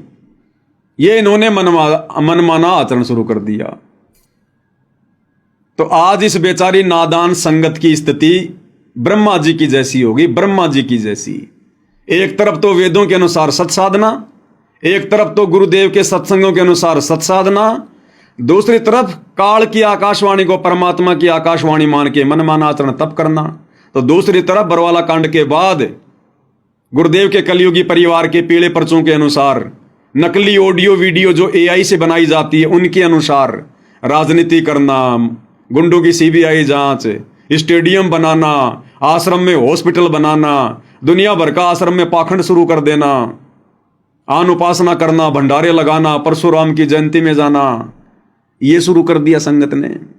तो इस प्रकार से आज पूरी की पूरी संगत जो इन आश्रमों से जुड़ी हुई है, इनकी स्थिति श्री ब्रह्मा जी जैसी होगी, श्री ब्रह्मा जी जैसी। क्योंकि इन्होंने सत्संगों को आधार नहीं बनाया और हम सत्सेवक भाई बहनों ने सत्संगों को आधार बनाया। हमें ये श्लोक वगैरह सब याद थे, हमें गुरुदेव के आशीर्वाद से ये बातें ध्यान रही कि भैया ब्रह्मा जैसी गलती हम नहीं करेंगे, कि एक तरफ तो सत्साधना भी कर रहे हैं और दूसरी तरफ मनमाना आचरण भी कर रहे हैं। तो ये परमेश्वर की हम सत्सेवकों पर एक विशेष मेहर, एक विशेष रजा रही परमात्मा की। अब भाई और बहनों, अगले सत्संग में गुरुदेव भगवान क्या कह रहे हैं? अगले सत्संग में गुरुदेव भगवान कह रहे हैं कि डॉक्टर तो मरीज को, यदि कोई शुगर का मरीज है तो डॉक्टर तो भैया उसको भूल कर भी चीनी खाने की सलाह नहीं देगा, मीठा खाने की सलाह नहीं देगा, चाहे वो कितना ही कुछ कहे। शुगर के मरीज को डॉक्टर कभी भी मीठा खाने की सलाह नहीं देगा, चाहे उसको अच्छा लगे चाहे उसको बुरा लगे। हां, कोई बाहर का व्यक्ति जो उसकी जान का दुश्मन है वो जरूर उसको शुगर दे देगा, चीनी दे देगा, मीठा दे देगा और बहुत अच्छी वस्तु बताकर देगा, तेरा रोग जल्दी कटेगा।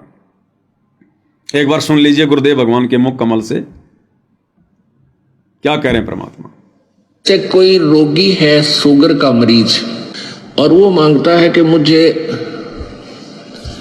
कुछ चीनी खाने दो, चीनी दे दो डॉक्टर जी, वो डॉक्टर नहीं जो उसको शुगर चीनी दे देगा, मांगता रहेगा।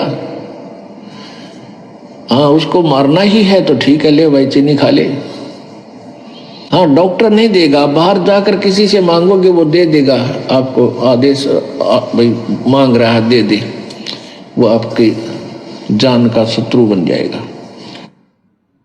तो भाई और बहनों, गुरुदेव भगवान अध्यात्म के डॉक्टर हैं। आप और हम जन्म मरण के रोगी हैं। आप और हमें शुगर का रोग है, जन्म और मरण का। अब गुरुदेव भगवान तो भाई और बहनों हमें वो कर्म बताएंगे नहीं जिन कर्मों से हमारी मर्यादा बिगड़े। हम शुगर के पेशेंट हैं, गुरुजी डॉक्टर हैं। गुरुजी हमें सलाह नहीं देंगे कि तुम राजनीति करो, किसी भी कीमत पर नहीं सलाह देंगे कि तुम गुंडों के सीबीआई जांच का समर्थन करो। संतों का और गुंडों का क्या मेल? तुम हरियाणा के जाट आरक्षण में जाकर बैठो, अपना समय और समय से बर्बाद करो। गुरुजी आदेश नहीं देंगे। शुगर के मरीज को चीनी खाने की सलाह डॉक्टर नहीं देगा। तो ये जितने भी मर्यादा विरुद्ध जो कर्म 2014 बरवाला कांड के बाद संगत से करवाए गए हैं, ये उन लोगों के द्वारा करवाए गए हैं जो भगत समाज की जान का शत्रु है, दुश्मन है। कौन? काल। अब काल खुद तो आके चीनी खिलाएगा नहीं, मर्यादा तुड़वाएगा नहीं, वो कुप्रेरणा करके इन आश्रम वालों में, क्योंकि ये मर्यादा तोड़कर बैठे हुए हैं। तो गुरुदेव कह रहे हैं कि डॉक्टर तो भैया किसी भी कीमत पर शुगर के मरीज को चीनी खाने की सलाह नहीं देगा। हां, कोई बाहर का व्यक्ति जरूर दे सकता है, वो जरूर आदेश दे सकता है, और यदि ऐसा उसने आदेश दिया तो समझ लेना वो तुम्हारी जान का शत्रु है, तुम्हारा दुश्मन है। तो भाई 2014 के बाद इस नादान संगत को नकली डॉक्टर बनकर और जो ये चीनी खाने का आदेश दिया है, राजनीति करने का, स्टेडियम बनाने का, आश्रम में हॉस्पिटल बनाने का, आश्रमों पे आश्रम बनाने का, अनमोल समय और समासें बर्बाद करवा दी गई भक्तों की, आरक्षणों में बैठने का, गुंडों की सीबीआई जांच का समर्थन का, अयोध्या में भंडारा लगाने का, जाटों की धर्मशाला बनाने का, सुदामा के महल बनाने का, अन्नपूर्णा मुहिम के तहत गांव गांव जाकर राशन बांटने का, परशुराम की जयंती में जाने का, तो समझ लो वो हमारी जान के पक्के दुश्मन है, पक्के दुश्मन। ये गुरुदेव के सत्संगों का निष्कर्ष है। ये सत्संग परमात्मा ने मनोरंजन के लिए नहीं किए। परम संत के सत्संग यानी एक तीर से कई निशाने होते हैं, कई निशाने। परमात्मा कथा क्या कह रहे हैं और उसके माध्यम से समझाना क्या चाहते हैं। तो संगत ने सत्संगों को आधार नहीं बनाया। ये तत्वदर्शी संत के सत्संग हैं। ये प्रेमानंद जी की मीठी मीठी बातें नहीं है, राधे राधे नहीं है। ये गूढ़ ज्ञान युक्त हैं, रहस्य युक्त हैं, कोड वर्ड में हैं। समय आने पर इनका इस्तेमाल करना पड़ता है, कौन सी बात कहां फिट होती है। तो भगत समाज को विचार कर लेना चाहिए कि हमारे शत्रु 2014 के बाद ये उल्टे कर्म करवाकर गुरुदेव का कलयुगी परिवार बना हुआ है, या फिर गुरुदेव भगवान हमारे शत्रु हैं। ये गुरुदेव के ज्ञान आधार से मैच कर लेना भाई, और अपना बचाव कर लेना, नहीं तो माफी नहीं है। अब गुरुदेव भगवान ने क्या बताया भाई और बहनों, इस ज्ञान को अच्छे से समझने के बाद में, जैसे वर्तमान में जो स्थिति आप और हम सभी सत्सेवक भाई बहनों की हो चुकी है, गुरुदेव के इस अमर वचन के अनुसार, सत्संग के अनुसार, गुरुदेव ने क्या बताया कि गीता जी अध्याय 8 श्लोक 1 में अर्जुन ने ब्रह्म से पूछा कि आपने अध्याय 7 के श्लोक नंबर 29 में आपने जिस तत्व ब्रह्म की बात की है, सच्चिदानंद घन ब्रह्म की बात की है, वो कौन है? तो उसका जवाब गीता अध्याय 8 श्लोक नंबर 3 में दिया कि वो सच्चिदानंद घन ब्रह्म है, वो कबीर परमेश्वर है, वो कबीर वाणियां हैं, सच्चिदानंद घन ब्रह्म की वाणियां हैं, जिनमें सारे धर्म और उन कर्मों की जानकारी है। कि वो तत्व ब्रह्म कौन है? कि वो सच्चिदानंद घन ब्रह्म है। और फिर आगे क्या बताया गुरुदेव ने कि उस तत्व ब्रह्म से परिचित होने के बाद, उस पूर्ण परमात्मा के विधान से परिचित होने के बाद में, तत्व ब्रह्म से परिचित होने का मतलब है उस पूर्ण ब्रह्म परमात्मा कबीर देव सतगुरु रामपाल जी के तत्व ज्ञान से परिचित होने के बाद, हर प्रकार से सभी की उन धार्मिक यज्ञों की जानकारी होने के बाद, ये प्राणी फिर कोई गलती नहीं कर सकता। फिर ये केवल जरा और मरण से छूटने का ही प्रयत्न करेगा। यहां की किसी भी सांसारिक चीज में कोई इच्छा नहीं रखेगा, यहां की किसी भी बकवाद में अपना पैर नहीं उड़ जाएगा। उस तत्व ब्रह्म से परिचित होने के बाद, यानी उस तत्वदर्शी संत के तत्व ज्ञान से परिचित होने के बाद, ये प्राणी फिर गलती नहीं कर सकता। फिर केवल इसको अपना रोग दिखाई देगा कि तू तो जन्म और मरण का रोगी है, अपना रोग कटवा ले भाई, नहीं तो दुर्गति भयंकर हो जाएगी। यहां पे क्या कह रहे हैं परमात्मा, ध्यान से सुनिए भाई और बहनों, फिर हम इसका निष्कर्ष निकालेंगे। अध्याय नंबर 8 के श्लोक नंबर 1 में अर्जुन ने पूछा कि आप जी ने जो 7वें अध्याय के 29वें श्लोक में बताया है कि तत्ब्रह्म को जान के और सारे अध्यात्म स्पिरिचुअल नॉलेज से, कंप्लीट स्पिरिचुअल नॉलेज, संपूर्ण अध्यात्म ज्ञान से परिचित और सभी कर्मों से परिचित प्राणी केवल जरा और मरण के इस संकट से छूटने का प्रयत्न करता है। जरा माने बुढ़ापा, बुढ़ापे का दुख, मरण माने मृत्यु का कहर। ये दोनों दुख यहाँ पर कंपलसरी। तो जिसको ये ज्ञान हो जाता है, जो तत्वदर्शी संत की शरण में चले जाते हैं, उनको तो संपूर्ण अध्यात्म ज्ञान प्राप्त हो जाता है। फिर वो केवल उस तत्ब्रह्म से परिचित हो जाते हैं, तत्ब्रह्म से और सारे अध्यात्म ज्ञान से, सब कर्मों से। जैसे कोई किसी से कोई धोखा करेगा तो उसका फल भोगना पड़ेगा, चोरी करेगा तो वो देना पड़ेगा, उसके गधा बन कर देना पड़ेगा। तो ये कर्मों से परिचित हो जाने के उपरांत प्राणी गलती नहीं करेगा, भूखा रह सकता है। क्या कह रहे हैं गुरुदेव, उस तत्व ब्रह्म से परिचित होने के बाद, तत्वदर्शी संत से उपदेश लेने के बाद, तत्व ज्ञान से परिचित होने के बाद, अब गुरुदेव के जो सत्संग है वो तत्व ज्ञान है, उससे परिचित होने के बाद ये प्राणी फिर गलती नहीं कर सकता।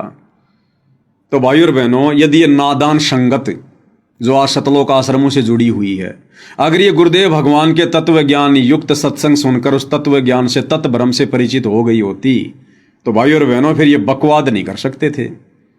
फिर किसी का पीड़ा पर्चा इनको डगमग नहीं कर सकता, कोई भी कोऑर्डिनेटर इनको उल्टे रास्ते पर नहीं चला सकता था, गुरुदेव का परिवार संगत को भ्रमित नहीं कर सकता था, आरक्षणों में नहीं बैठा सकता था, गुंडों की सीबीआई जांच में नहीं बैठा सकता था, किसी भी कुपात्र के हाथों में फिर यह संगत 1 रुपया भी भूल कर नहीं देती, अगर यह संगत तत्व ब्रह्म से परिचित हो जाती तो। इसलिए दास बार बार कहता है कि आश्रमों से जुड़ी संगत को तो तत्व ज्ञान की छींट भी नहीं है। अब उस तत्व ब्रह्म से कौन परिचित हुआ? सारे धर्मों की, उन कर्मों की, आध्यात्मिक यज्ञों की जानकारी किसको प्राप्त हुई? केवल साध संगति से जुड़े हुए सत्सेवक भाई बहनों को। तभी तो हमें अपना ये जन्म मरण का रोग दिखाई दे रहा है। हम लोग एक एक कदम भक्ति मार्ग पर फूंक फूंक के रख रहे हैं कि हम किसी के पीले पर्चों के गुलाम नहीं हैं, हम गुरुजी के कलयुगी परिवार के गुलाम नहीं हैं, हम किसी कोऑर्डिनेटर के गुलाम नहीं हैं, हम गुलाम हैं अपने भगवान के और उनके तत्व ज्ञान के। सत्संग ही हमारे गुरु हैं, ज्ञान ही हमारा गुरु है, और जैसा हमें परमात्मा का विधान निर्देशित करेगा हम वैसा ही चलेंगे। तो तत्व ज्ञान से, तत्व ब्रह्म से केवल सत्सेवक भाई बहन परिचित हुए हैं, जो काल की किसी भी प्रकार की सूक्ष्म चाल में फंसने से बचे हुए हैं। और तभी भाई और बहनों हम यहां से अपनी भक्ति को सफल करके गुरुदेव के साथ में बाहर निकल पाएंगे। इसलिए तो परमात्मा कहते हैं, ये संसार विघ्न की घाटी कोई निकलेगा बिरला सूर। ये संसार विघ्न की घाटी है, बहुत टेढ़ा मेढ़ा रास्ता है, काल इतनी आसानी से भक्ति परवान नहीं चढ़ने देगा, मर्यादाओं में नहीं रहने देगा। ये संसार विघ्न की घाटी और कोई निकलेगा बिरला शूर। कौन बिरला? जो उस तत्व ब्रह्म से परिचित हो जाएगा। तत्व ब्रह्म से अब ये नादान संगत भाई और बहनों ना तो उस तत्व ब्रह्म से परिचित है और ना तत्व ज्ञान से परिचित है।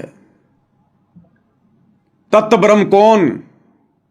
सबसे बड़ा परमात्मा, परम अक्षर ब्रह्म, सत्य पुरुष कबीर देव, जो वर्तमान में सतगुरु रामपाल जी के रूप में धरती पर प्रकट हैं। ये है वो तत्व ब्रह्म, सार ब्रह्म, सार शब्द, भक्ति का सार, भक्ति का मूल, भक्ति का निष्कर्ष। इस तत्व ब्रह्म से केवल संगत परिचित है, साध संगति से जुड़े हुए भाई बहन। और इसी कारण से हम भाई बहनों ने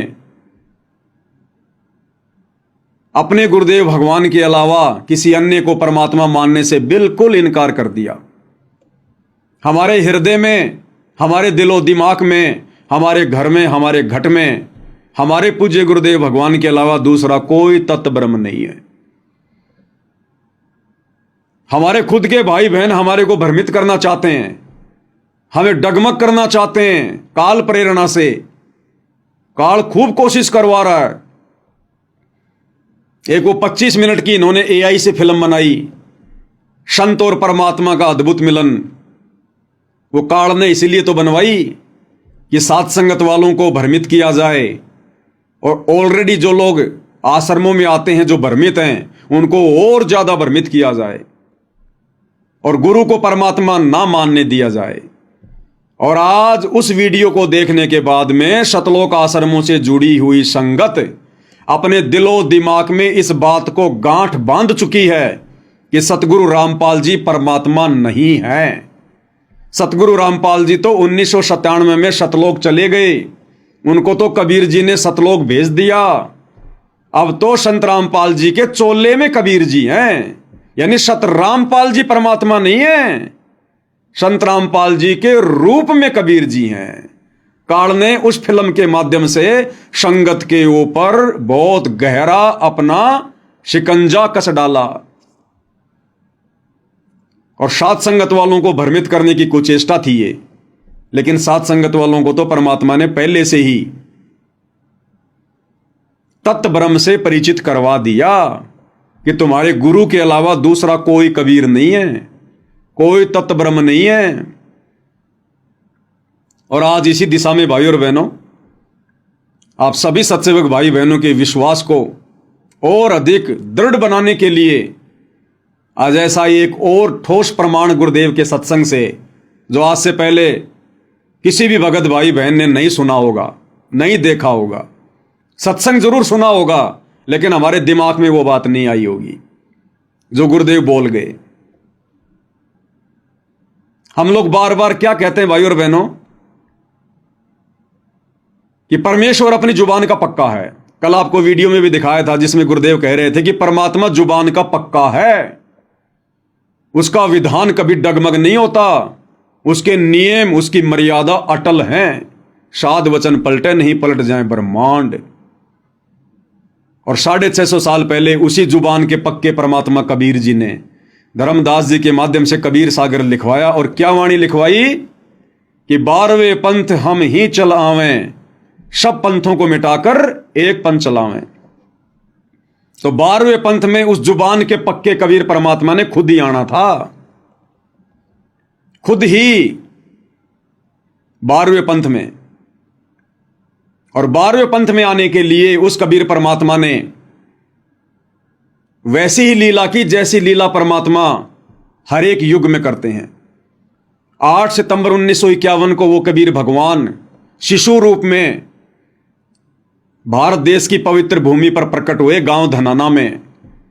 हम सब की चरम दृष्टि को धोखा देते हुए, काल की दृष्टि को धोखा देते हुए, क्योंकि इससे बड़ा कोई ठगवाड़ा नहीं है। नानक जी कहते हैं, ए ठगवाड़ा ठगी देश, दानक रूप राग करतार।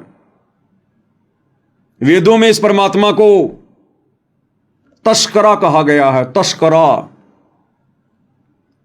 आंखों में धूल झोंककर अपना कार्य सिद्ध करने वाला। तो 8 सितंबर 1951 को यह परमात्मा धरती पर सह शरीर प्रकट हुए, क्योंकि स्वयंभू परमात्मा है। ना सतगुरु जननी जने जाके माना बाप, पिंड ब्रह्मण से रहित है ना वहां तीनों ताप। सतगुरु कभी किसी मां से जन्म नहीं लेता। हाड़ चाम लहू ना मेरे कोई जाने सतनाम उपासी, तारण तरण अभय पददाता मैं हूं कबीर अविनाशी। अगर हम अपने गुरुदेव को सतगुरु कह रहे हैं तो हमने सतगुरु की परिभाषा से भी परिचित होना चाहिए कि ना सतगुरु जननी जने और जाके माना बाप। यदि आप सतगुरु रामपाल जी को सतगुरु कह रहे हैं तो फिर आपने उनको मां के गर्भ से जन्म लिया हुआ कैसे मान लिया? आप तो दोगला काम कर रहे हैं, दोगली बातें फिर भक्तों की। एक तरफ तो गुरु को सतगुरु कह रहे हैं और फिर उनको मां के गर्भ से जन्म लेकर आया हुआ 2 कोटि का जीव भी समझ रहे हैं और 8 सितंबर को उनका जन्मदिन मना रहे हैं अवतरण दिवस के नाम पर, और कह रहे हैं हमारे गुरु जी का जन्म हुआ, हमारे गुरु जी का जन्म हुआ। तो इस परमेश्वर ने लीला की आने की। और फिर जब वो निर्धारित समय आया 17 फरवरी 1988 का, उस दिन परमेश्वर ने आदरणीय राम देवानंद जी को, जिन्हें हम अपना दादा गुरु कहते हैं, उनको अपना मुंह बोला गुरु बनाया। जैसे 650 साल पहले काशी में पंडित रामानंद जी को कबीर जी ने लोक दिखावे में अपना मुंह बोला गुरु बनाया। तो 17 फरवरी 1988 को परमेश्वर रामपाल जी ने, इस कबीर भगवान ने, आदरणीय गरीबदास जी के 12वें पंथ में प्रवेश किया। आदरणीय राम देवानंद जी से लीलामय तरीके से उपदेश लेकर, क्योंकि आदरणीय राम देवानंद जी गरीबदास जी के 12वें पंथ के लास्ट गुरु थे, लास्ट गुरु। और परमेश्वर ने उस पंथ में प्रवेश करना था क्योंकि उनका वो समय आ रहा था, जब आवे 5505 तब ये वचन मेरा होगा साचा।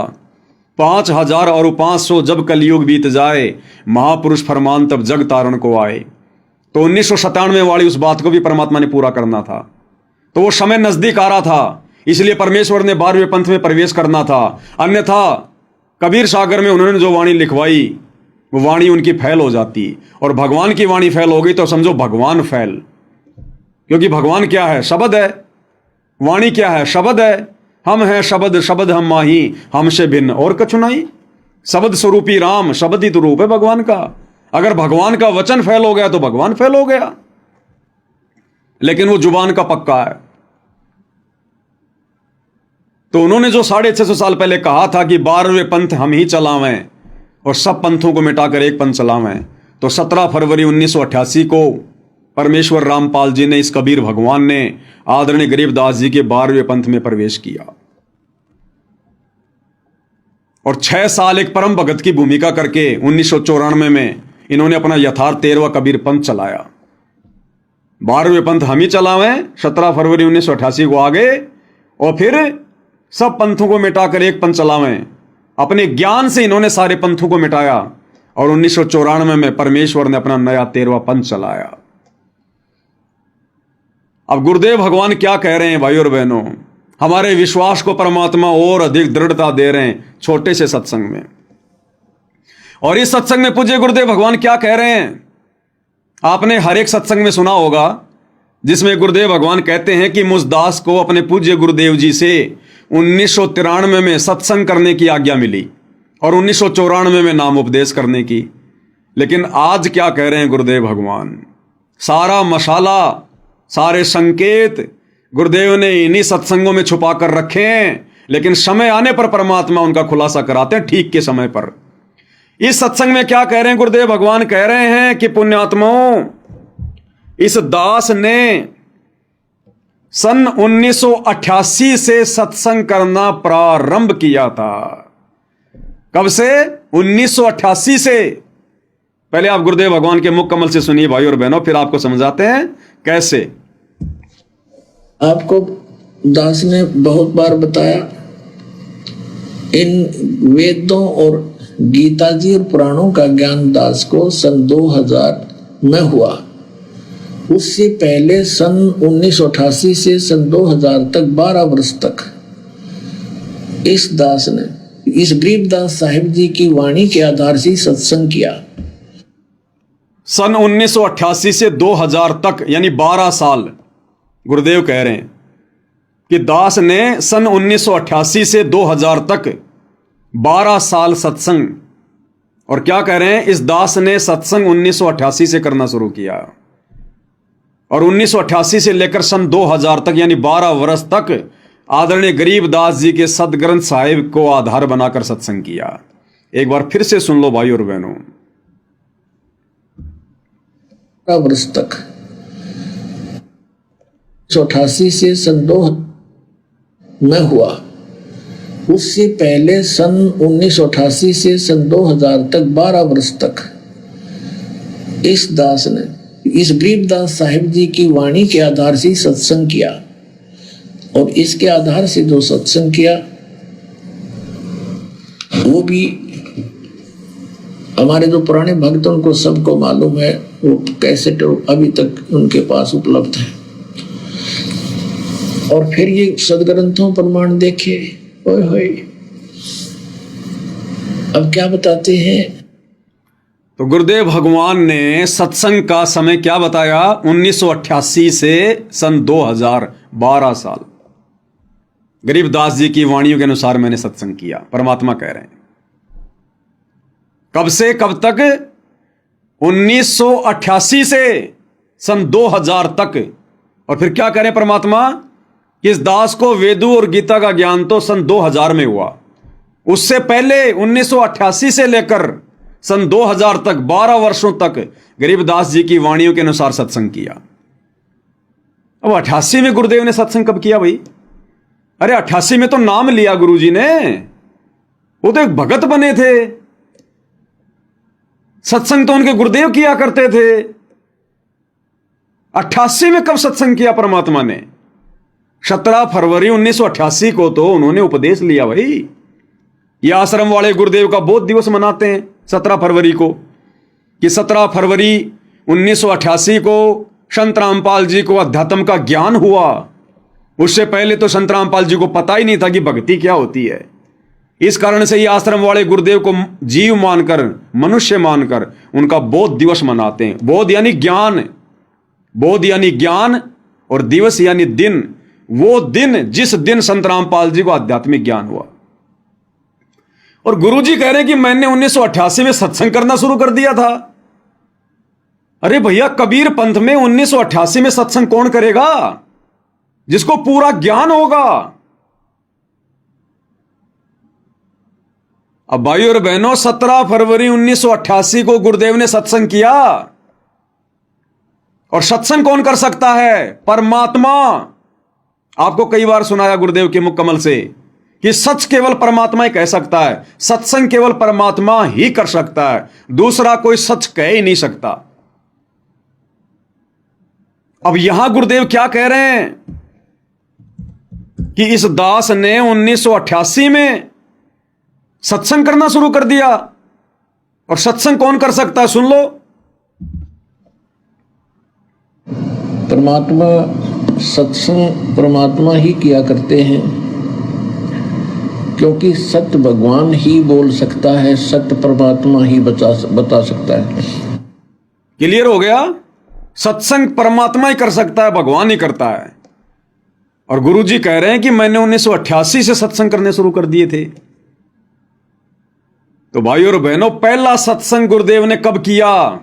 इस कलयुग की बिचली पीढ़ी में 17 फरवरी 1988 को।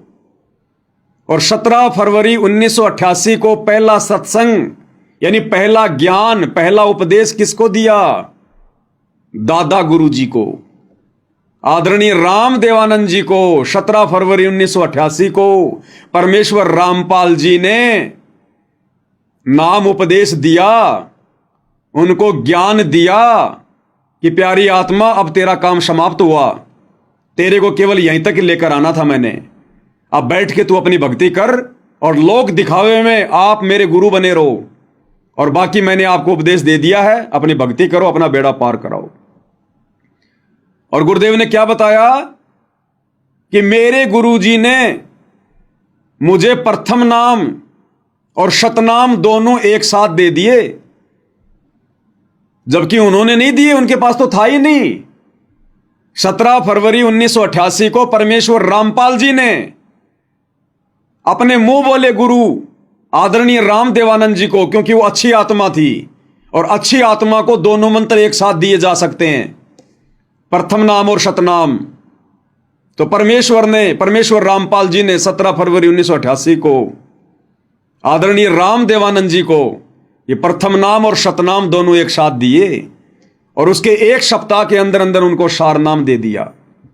लेकिन सार शब्द नहीं, सार शब्द तो उनको दोबारा से मनुष्य जन्म लेना पड़ेगा। गुरु का गुरु बन के कभी कोई पार नहीं हो सकता। यहां से गुरु की भूमिका निभा के कोई पार नहीं हो सकता। 650 साल पहले पंडित रामानंद जी ने कबीर जी के गुरु की भूमिका निभाई, पार हो गया, दोबारा से जन्म लेना पड़ा। तो 1988 में पहला सत्संग गुरुदेव भगवान ने 17 फरवरी के दिन, जिस दिन को ये नादान सतलोक आश्रम वाले गुरु को मानुष मानकर और बौद्ध दिवस के रूप में मनाते हैं, हम सत्सेवक भाई बहन नहीं मनाते, कभी नहीं मनाया।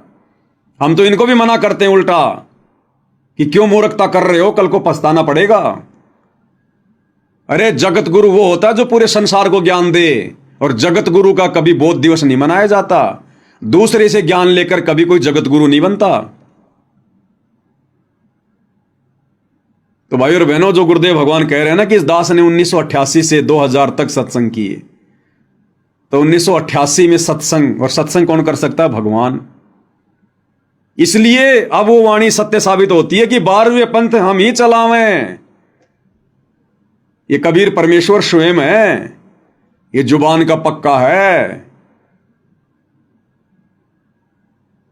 ये कलयुग की बिचली पीढ़ी है भाई और बहनों।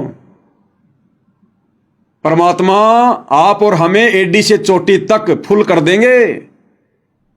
गुरु को मानुष मानने की गुंजाइश रत्ती भर भी नहीं रहेगी, रत्ती भर भी, जो आत्मा मोक्ष की अधिकारी होंगी। इसलिए परमेश्वर ने सात संगतियां शुरू करवाई, क्योंकि अपने द्वारा किए गए सत्संगों का निष्कर्ष गुरु नहीं निकालेगा। गुरु ने वेदों का निष्कर्ष निकाल दिया, गीता जी का निकाल दिया, पुराणों का निकाल दिया, दूसरे संतों के सत्संगों का निष्कर्ष निकाल दिया, लेकिन अपने सत्संगों का निष्कर्ष कभी गुरु निकाल के नहीं देगा। उसके लिए गुरु ने सात संगतियां शुरू करवाई है, और हम जैसे 2 कोटि के जीवों को परमात्मा ने सद्बुद्धि बख्शी है। तो धरती पर स्वयं कबीर भगवान है, परमेश्वर है, और ये परमेश्वर किसी की जमानत के भरोसे नहीं है, किसी कोर्ट की यश के भरोसे नहीं है, किसी जज के भरोसे नहीं है। ये अपनी मर्जी का मालिक है। ये 1 सेकंड में यहां, 1 सेकंड में सतलोक। तुम्हारे जज को तो पता भी नहीं चलता दिन में कितनी बार सतगुरु रामपाल जी हिसार जेल से सतलोक जाते हैं और कितनी बार वापस आकर बैठ जाते हैं। ये अबंध परमात्मा है। गरीब ऐसा सतगुरु हम मिल्या, बेपरवाह अबंध, परम हंस पूर्ण पुरुष, रोम रोम रविचंद। अरे यहां की अदालतें छोड़ दो, यहां के जज तो छोड़ दो। गुरुदेव भगवान कहते हैं, बच्चों ये दास धर्मराज के दरबार में, वो धर्मराज जो एक ब्रह्मांड का सुप्रीम जज, जो ब्रह्मा विष्णु महेश का भी मुकदमा अपने हाथ में लेके चलता है, उस धर्मराज के दरबार में हमारे वकील बनकर, हमारे एडवोकेट बनकर, लीगल एडवोकेट बनकर, और ये सतगुरु रामपाल जी परमेश्वर हमें वहां से बाइज्जत बरी करवाएंगे। फिर इनको भला यहां कौन सा जज बांध के रख सकता है? कौन सी जेल बांध के रख सकती है? अपनी मर्जी के मालिक हैं। अपनी मर्जी से गए, अपनी मर्जी से जज की वो कलम चलवाई, और जिस दिन बाहर आना होगा अपनी मर्जी से जज की कलम चलवाएंगे। तो ये परमेश्वर तो हम सबका लीगल एडवाइजर है। नहीं पता तो सुन लो भाई। न किसी का कर्ज ले रखा हो, और वो कहेगा भाई तुझे जब छोड़ूंगा तो मेरा कर्ज दे देगा, तो हम इसका कर्ज दे देंगे, छोड़ेगा, छोड़ना पड़ेगा इसको। तो स्वयं भी अपना वायदा करता है। तो इसके सत्र की जो भक्ति है, हम त्रिकुटी पर जाकर परमात्मा आपके साथ होगा इस दास के रूप में। क्या कह रहे हैं कि परमात्मा आपके साथ होगा त्रिकुटी पर, धर्मराज के दरबार में, इस दास के रूप में, यानी गुरुदेव कह रहे हैं मेरे रूप में। तो आज क्या गारंटी है कि गुरुदेव के रूप में परमात्मा नहीं होंगे? अरे त्रिकुटी पर क्या पता चलेगा कि गुरु जी के रूप में परमात्मा है? जब वहां पता नहीं चलेगा हमें, तो वर्तमान में भी क्या पता भाई? परमात्मा ही हमारे गुरु जी के रूप में। फिर हम ये बात क्यों नहीं स्वीकार कर रहे भाई? त्रिकुटी पर कौन सा हमारी आंखों के सामने गुरु जी में कबीर जी घुसेंगे? तो वर्तमान में फिर हम ये विश्वास क्यों नहीं कर रहे कि वर्तमान में भी तो हमारे गुरु जी के रूप में कबीर भगवान है।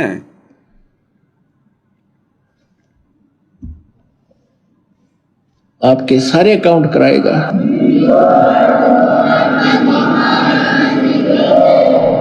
और वहां पर आपके एडवोकेट का काम करेगा परमात्मा इस दास के रूप में। और ये सारे मंत्र बोल बोल सुनाओगा वहां जाकर धर्मराज के दरबार में कि लो जी आपके विधान में है सर्वधर्मान परित्यज्यमाम एकम शरणम व्रज, उसके 70 की ये पूंजी पकड़ो। फिर वो बोलते नहीं, उनको वो विवश होकर के वह पूंजी जमा करनी पड़ती है, क्योंकि लीगल एडवाइजर साथ होता है, वो होता है भगवान खुद ही, और उनको मालूम हो जाता है।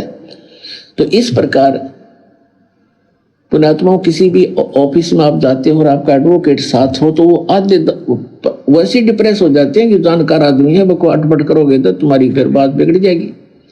तो इसलिए गुरु की आवश्यकता आपको अंतिम श्वास तक पड़ेगी। और गुरु पूरा गुरु हो। अब भाई और बहनों, यहां के जजों को तो भारत देश के संविधान का भी पूरा ज्ञान नहीं होता। सुप्रीम कोर्ट के जज को भारत के संविधान का भी पूरा ज्ञान नहीं होता, उसको भी देखना पड़ता खोल खोल के। और फिर पूरी दुनिया में कितने देश, कितने संविधान, और फिर 5 करोड़ पृथ्वियां तो अकेले स्वर्ग में हैं, वहां के कितने जज होंगे, कितना संविधान होगा। और इस परमेश्वर रामपाल जी के आगे वो एक ब्रह्मांड का, तीनों लोगों का सुप्रीम जज धर्मराज भी थर थर कांपता कि भाई जानकार आदमी है, ये भगवान है, अगर जरा भी अटपट कर दी तो मामला बिगड़ जाएगा, इनसे बढ़कर कानून का जानकार और कोई नहीं है। तो भाई और बहनों, ये परमात्मा किसी जज के दबाव में बैठे हैं क्या? इनको किसी वकील की जरूरत है क्या बाहर आने के लिए? ये केवल भाई और बहनों यहां के विधान को पूरा करते हैं परमात्मा। एक सभ्य नागरिक की भूमिका निभाते हुए परमात्मा केवल यहां के विधान को फॉलो करते हैं। इन्हें जरूरत नहीं है, इनके ऊपर किसी का विधान लागू नहीं है, इनका विधान पूरी सृष्टि पर लागू है। तो आप और हम सत्सेवक भाई बहनों का सौभाग्य जो हमें ऐसे परिपूर्ण अदली न्यायकारी परमात्मा मिले हैं। तो अब भाई और बहनों, हमारे हृदय में कैसे समा सकती है ये बात है कि हमारे गुरुजी केवल मानुष हैं, एक जीव हैं। 1997 में सतलोक चले गए, इनके चोले में कबीर जी आकर अपना काम कर रहे हैं। अरे चोले में आकर तो ये काल करता है काम, जैसे गीता का ज्ञान देते समय श्री कृष्ण जी के चोले में घुस गया, दूसरे के शरीर में घुस के अपना काम काल करता है, भगवान नहीं करता। उन्हें जरूरत नहीं है। कल आपने सुना परमात्मा वाणी में क्या कह रहे थे? पूर्ण ब्रह्म है आप विधाता, जब चाहे चोला धर आता। जब चाहे परमात्मा चोला धार के आ जाएगा। इन्हें जरूरत नहीं है किसी के शरीर को काम में लेने की, किसी के अंदर घुसने की, या कोई अपना दास भेजने की। तो ये काल भाई और बहनों सूक्ष्म रूप में इन आश्रम वालों के माध्यम से पूरी संगत पर छाया हुआ है। आप और हम बेखबर हैं, ये काल बेखबर नहीं है।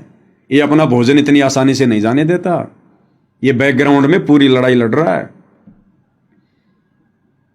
तो हम सत्सेवक भाई बहनों के ऊपर कितनी रजा, कितनी बड़ी मेहर, हम इसकी एक भी बकवाद का हिस्सा नहीं बने, हम इसकी एक भी चाल में नहीं फंसे। तो परमेश्वर कैसे आप और हम भाई बहनों को, साथ संगत वालों को बाईपास निकाल के ला रहे हैं इस परीक्षा के समय में। इसलिए भाई और बहनों, जितना हो सके उतना परमात्मा का गुण गाओ, मालिक का बार बार धन्यवाद करो। ये परमेश्वर, हम नीचों पर ऐसी दया, ये मालिक हमारे अंदर ऐसा क्या था, आपने क्या देखा भगवान? आपके तो सभी बच्चे, फिर हमारे ऊपर ऐसी विशेष मेहर क्यों? तो ये तो गुरुदेव को पता है भाई और बहनों, ऐसी विशेष मेहर क्यों। और इस मेहर को हमने इसी प्रकार से ज्ञान को आधार बना के रखना है भाई और बहनों। अंतिम श्वास तक ये काल बहुत झटके देगा, बहुत लड़ाइयां लड़ेगा भी, बहुत बकवाद करवाएगा। इसका तो यही काम है, बकवादी का काम ही बकवाद करना होता है।